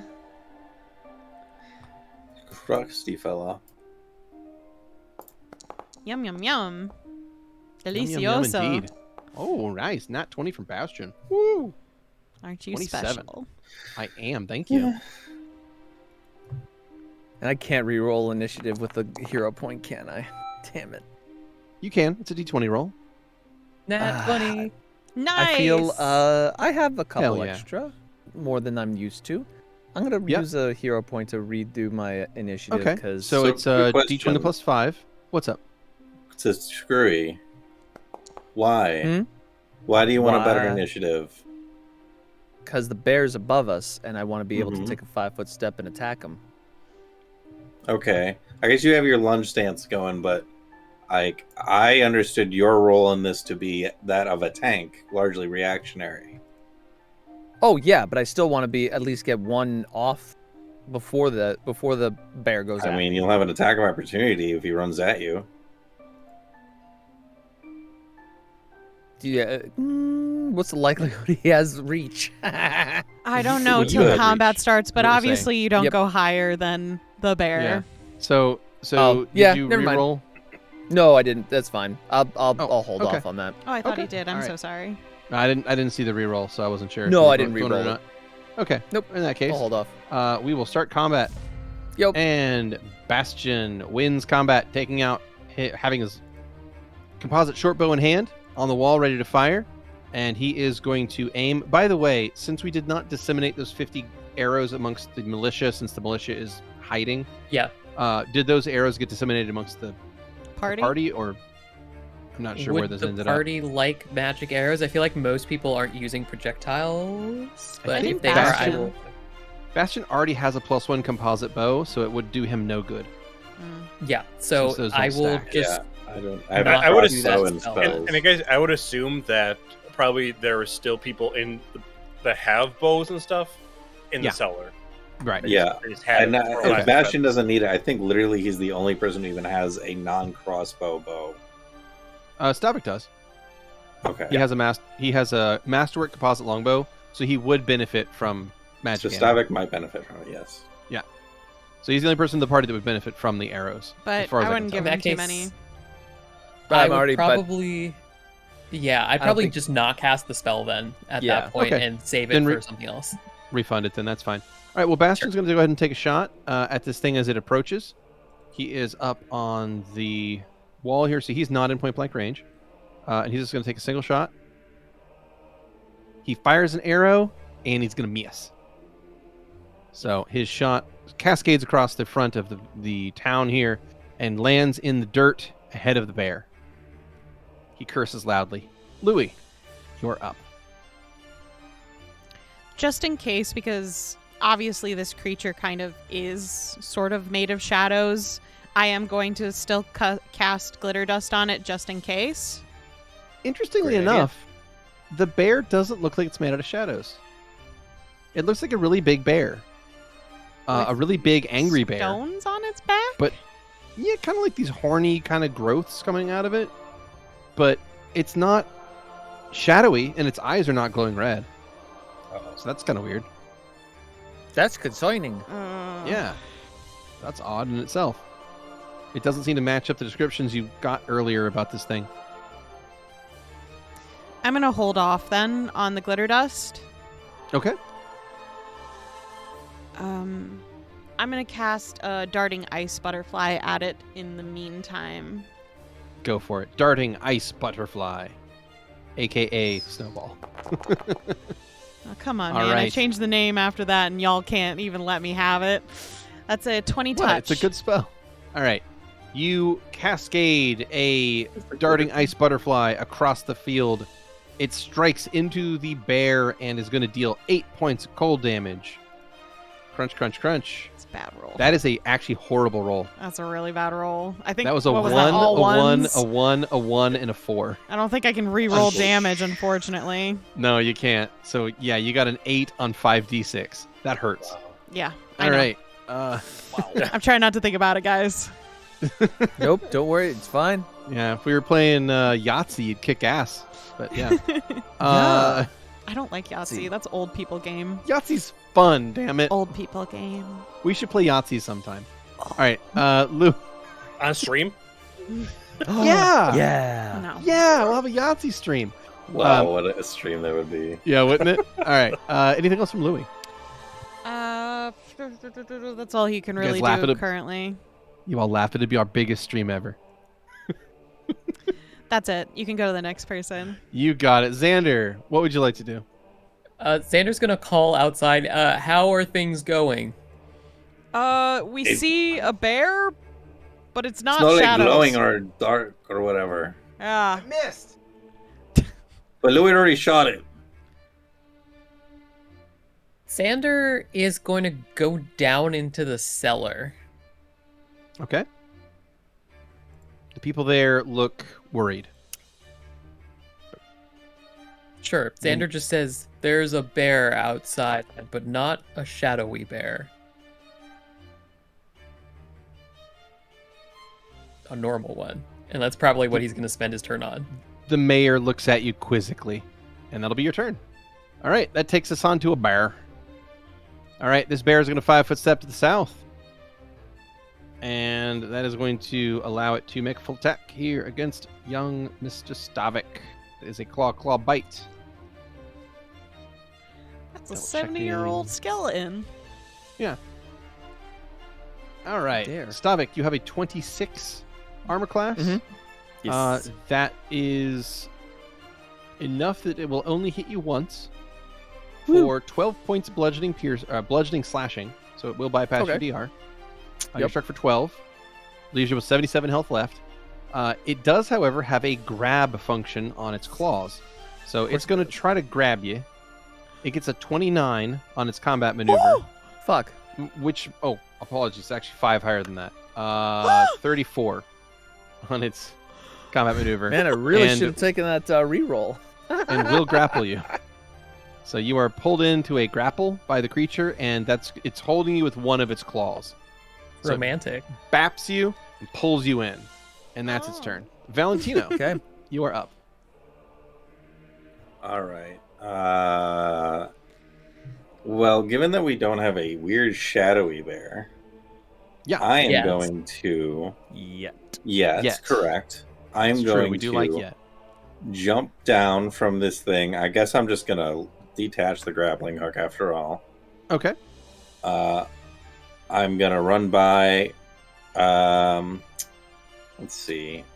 I'm probably gonna provoke, but I'm gonna try and get behind him. Near as you can tell, it only has 5 feet of reach. Okay. So what's your speed?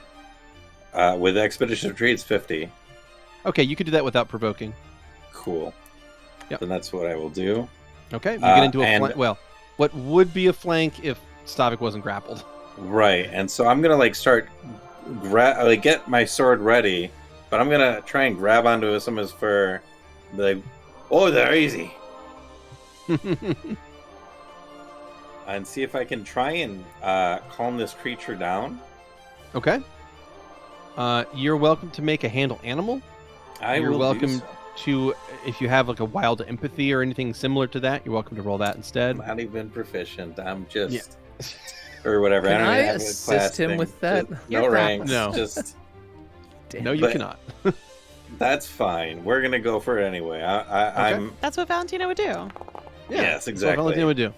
All right, Valentino, you get behind it and you say, "Whoa there!" And the bear, you don't even think it hears you. It just continues to do whatever it's trying to do to Stavik. So it seems to ignore you for the time being. Was that my action? That would have been a standard action, yes. Okay, fair enough. Then that's my turn. All right. So moving standard, that takes us on to Stavik. Stavik, you are currently grappled by a dire bear. What would you do? I would try to shove my sword in its head if I'm allowed Okay. to. You can. Go ahead and make an Full attack attack roll. or no? If you want to be a full attack, yeah, you can. Hell yeah. As long as it's not a two-handed weapon, you're fine to use it. Yep, that one hand. Baby. So, yeah. Yep. Full attack? 21 and a 16. Okay, Shit 21 and rolls for me. 16. The 16 is going to miss.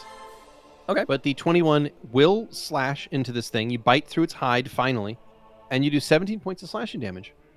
The creature is Huzzah. injured after that. So, you've clipped a good amount of it.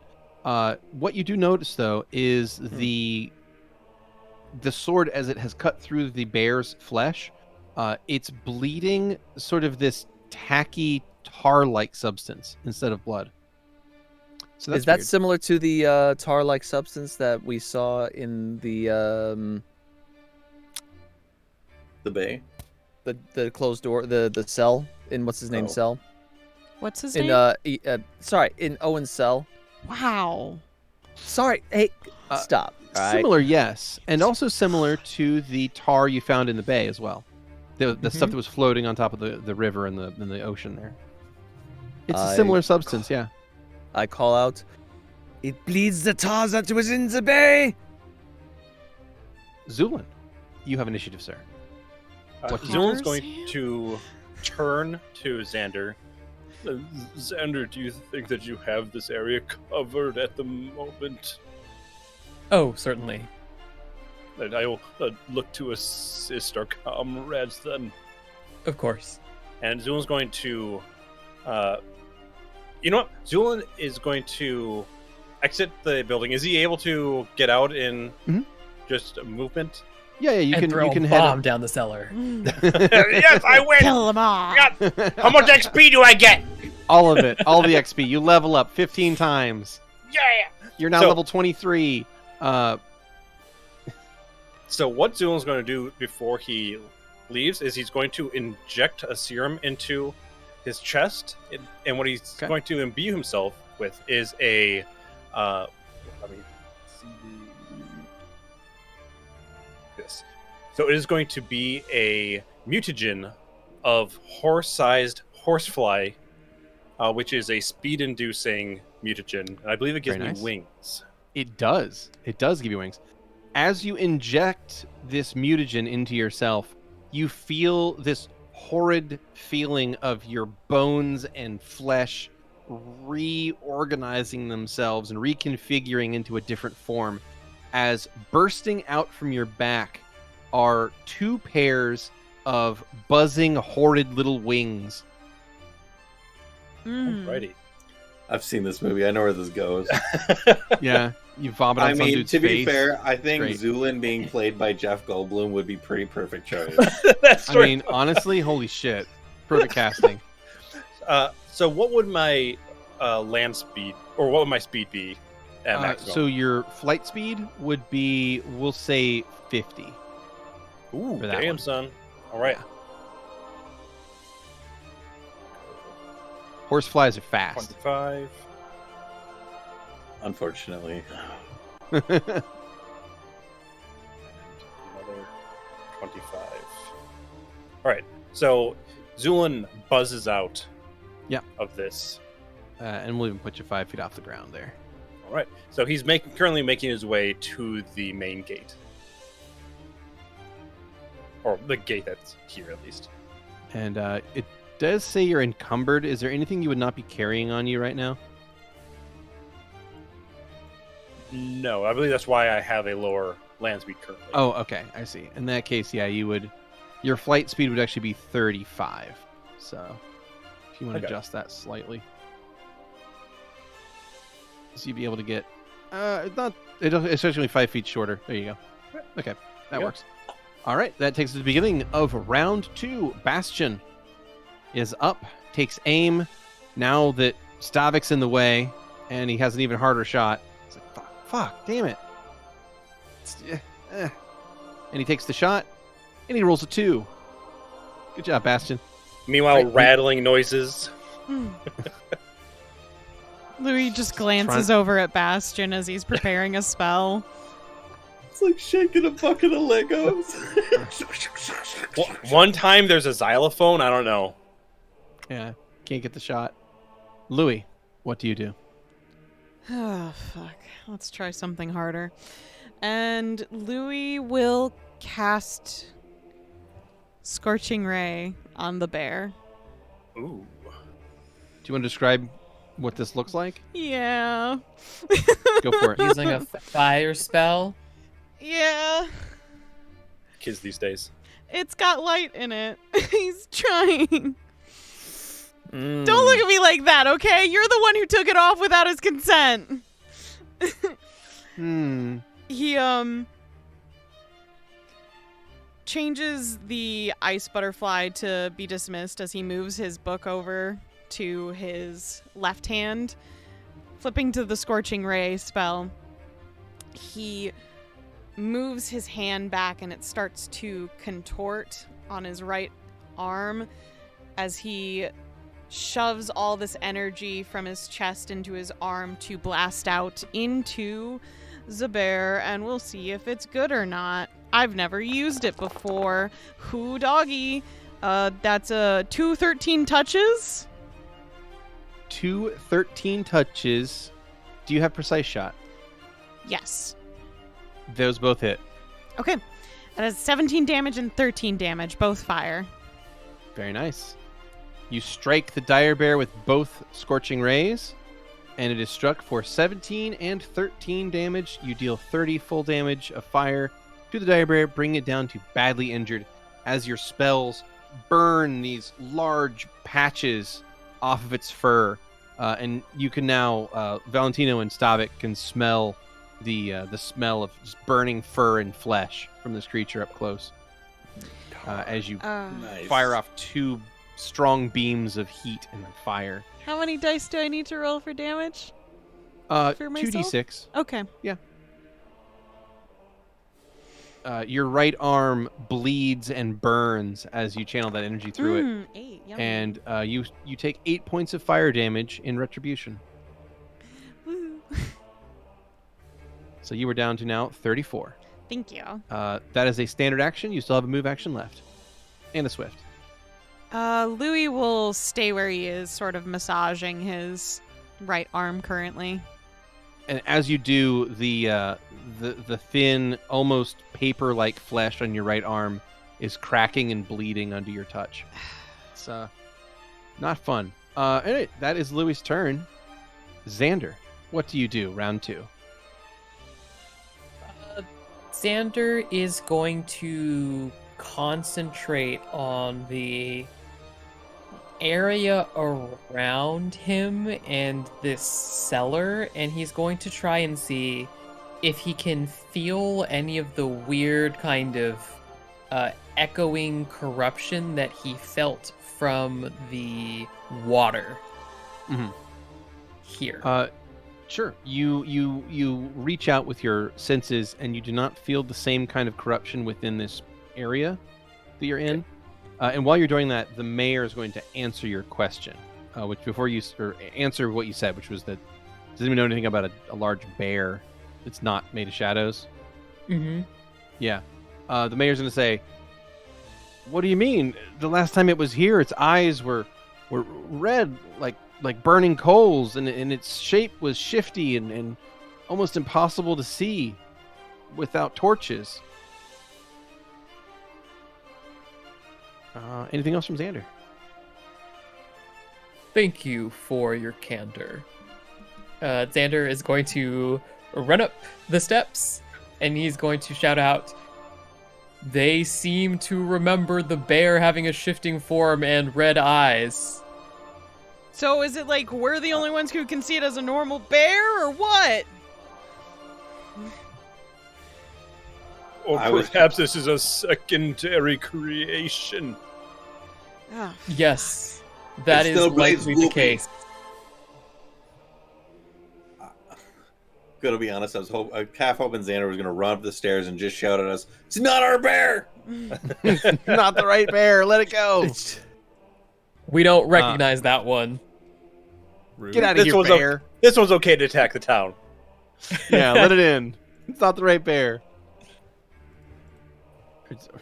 You Scooger guy, The you end of Old supposed to Yeller. snack. Get out of here, bear. No one likes you.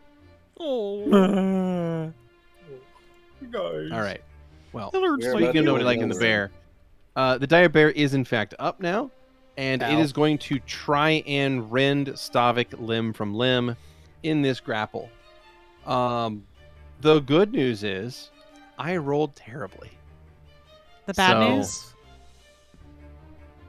The bad news is the grapple maintains. Ah, okay. You're still stuck in the grapple. But The bad news this ain't our bear. ain't your bear. That's the bad news. Wrong bear. You got a, Hmm. you got an old Still case tainted bear? mistaken bear here. Yeah. It's the old trick in the book.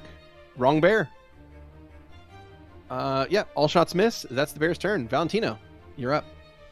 Valentino's doing some quick math in his head, and he is going to. I hate to break the bounds of the map, but I'm going to 5-foot step away from the bear. Sure. Let me see if I can fix the bounds of the map here real quick. In a meaningful way.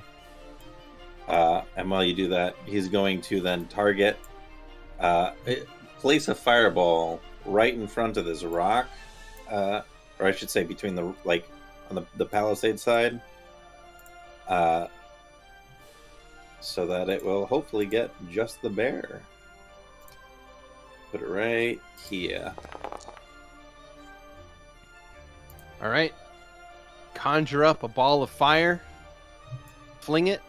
I will say this though: Yes.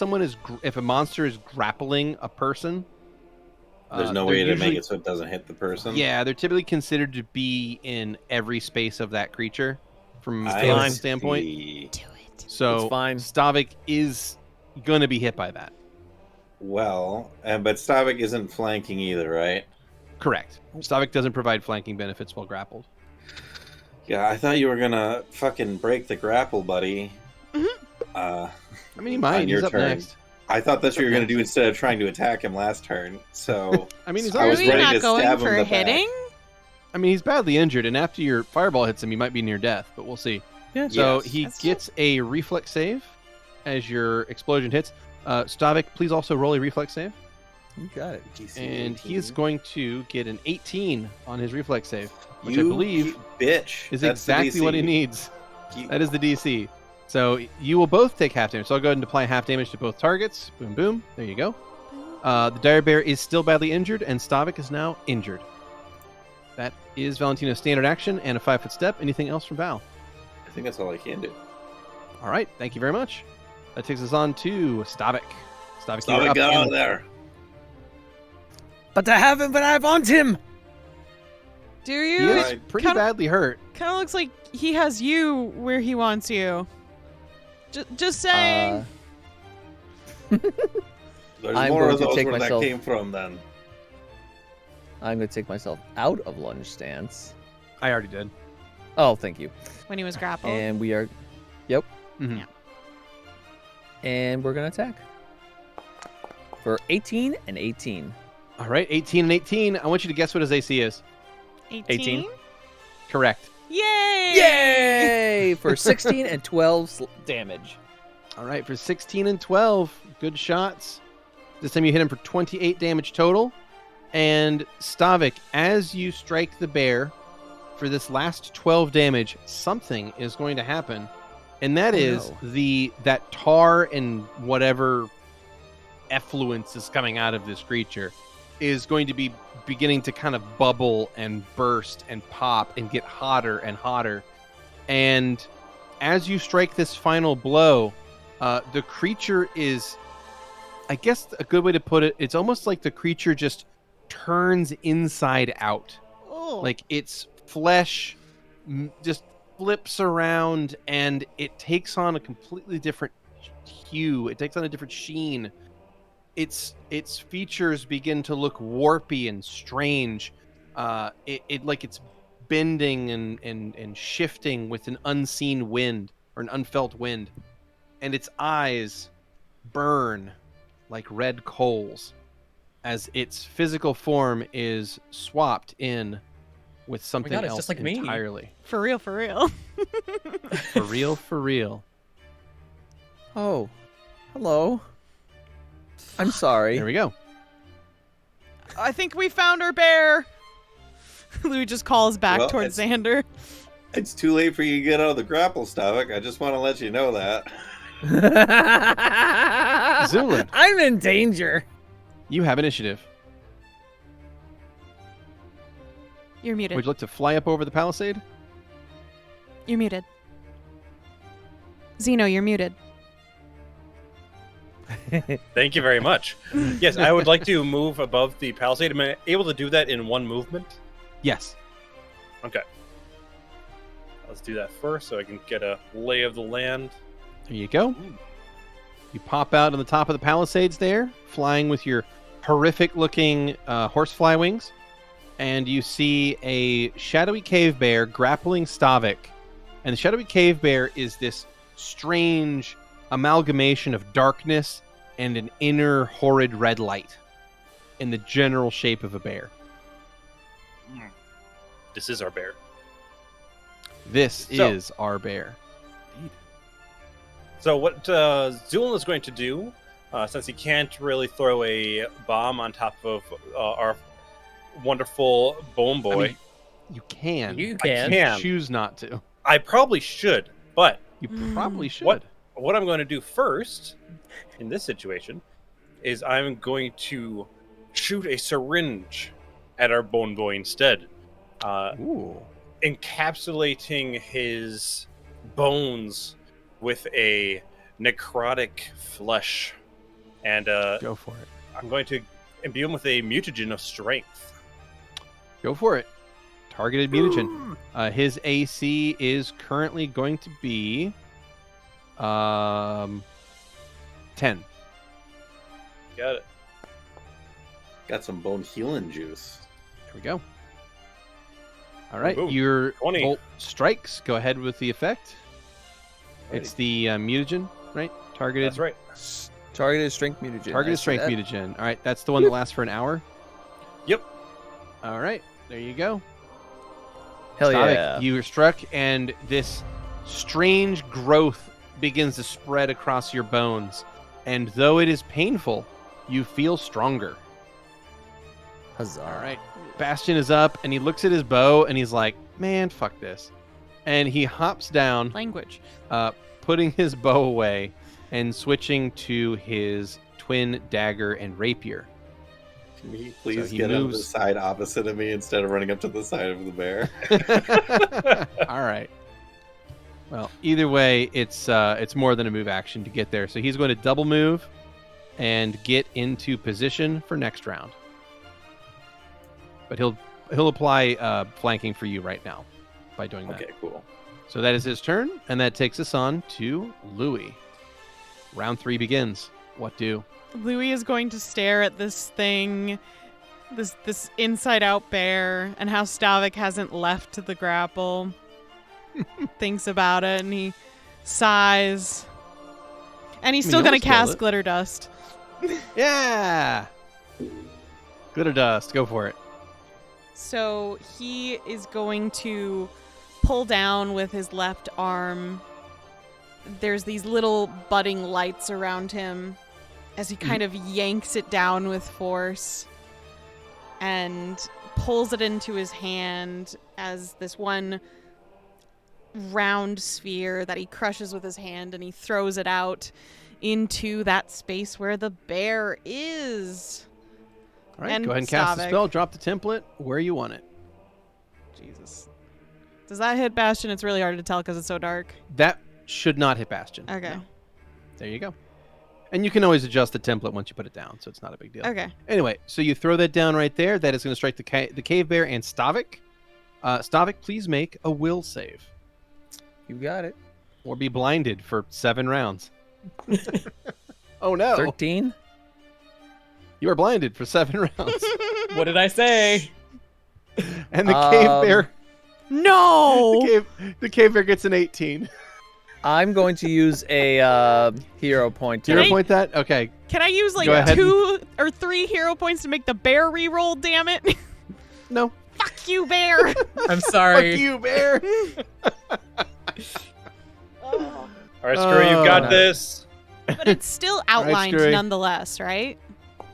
Yes. 19. Hey, 19. All right. Skrewy, you are not blinded. The shadow bear is also not blinded. But the two of you are covered in a bright, powdery glitter that makes it to where you cannot be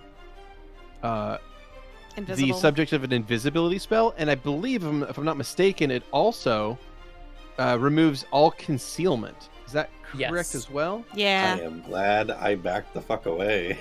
Cannot benefit from concealment. Wow. Shit. Okay.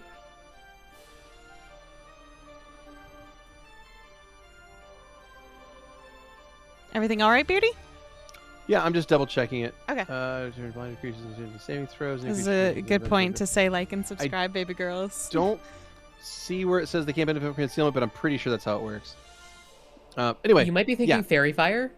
I might be thinking of Fairy Fire. This one, I don't know if it, but it's fine. It's fine. It may not mechanically do that, but in this case, it will. Yeah, that's So, fairy fire. Yeah. So what it's going to do is the two of them are outlined in this glittery dust. Now, the Shadow Cave Bear did, up till now, have concealment because it was a shadowy, kind of misty, wavy form. But because you glitter dusted it, it's countered that. So good job. Thank you. Woo! All right, that is Louie's turn, and that takes us on to your move action if you have one. He stays right where he is, but he looks back to see if Xander's come out of the building yet. All right, well, Xander, what do you do? Xander steps out the building, lifting up the talisman of Owen. As he does, the moth begins to manifest out of it. A golden light is going to start bubbling from Xander's chest, and it's going to flow up through him out his mouth as he kisses the moth. And I would like to cast daylight through the moth and then have the moth fly over the wall. Okay, it's going to take the moth a little while to get there. It's not that fast, That's fine. but it'll begin to fly in that direction. So this is a 60-foot radius light. Is that right? This is a 60-foot radius light. So it's massive. Hell yeah. Boom. So how far does it need to go to hit that thing anyways? So it's going to begin to flutter its way up, and we'll say the moth has a 20-foot move speed, or 20-foot flight speed, because moths are not fast. No. 10, 15, And not 20 straight foot. either. It's like. Yeah, it's kind of, you know, Did you just say that the moth is gay? canonically. Damn. You heard it here, folks. All right, Xander, you cast daylight on the moth, and the moth begins to fly to the north to deliver this daylight. That is going to take us on to the shadowy cave bear. And on the shadowy cave bear's turn, it is going to sense the presence of daylight nearby. And it is going to roar angrily, and it is going to throw Stavik at Bastion.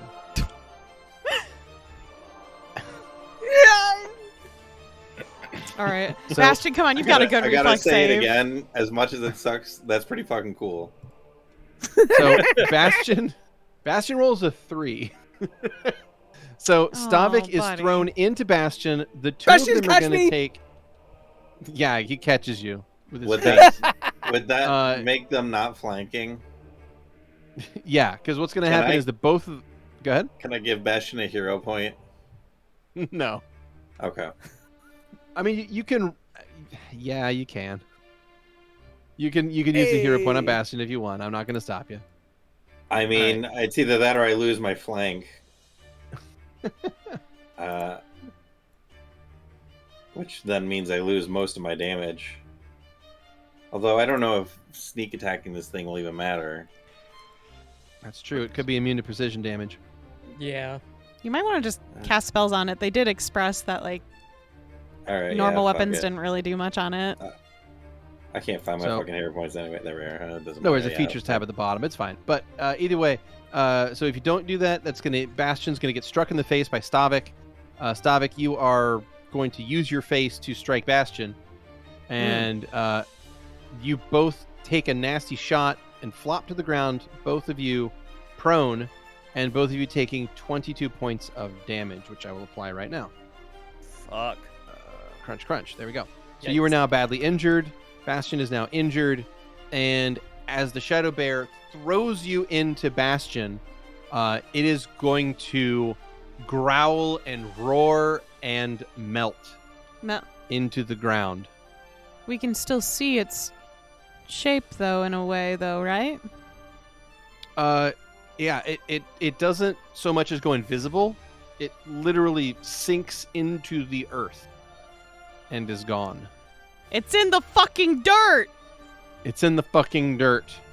And as it sinks into the ground and leaves behind a bear-shaped spot of glitter on the ground in front of the town, combat is going to end, and that is where we will call it a session for the week. Ah, tits. Fuck.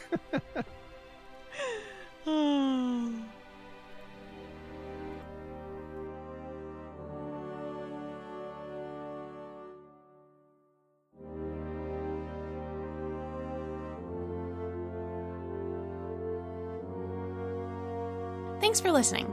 As always, special thanks to William Succi and Andreas Pichler for the intro and outro themes, and Emily Roll for Fantasy for this episode soundtrack. Interested in following us on social media? Follow us on Twitter at CheckPleaseDND. Or want to support the podcast and be part of the Czech Republic? Go to our Patreon under the Czech Republic. Until next time.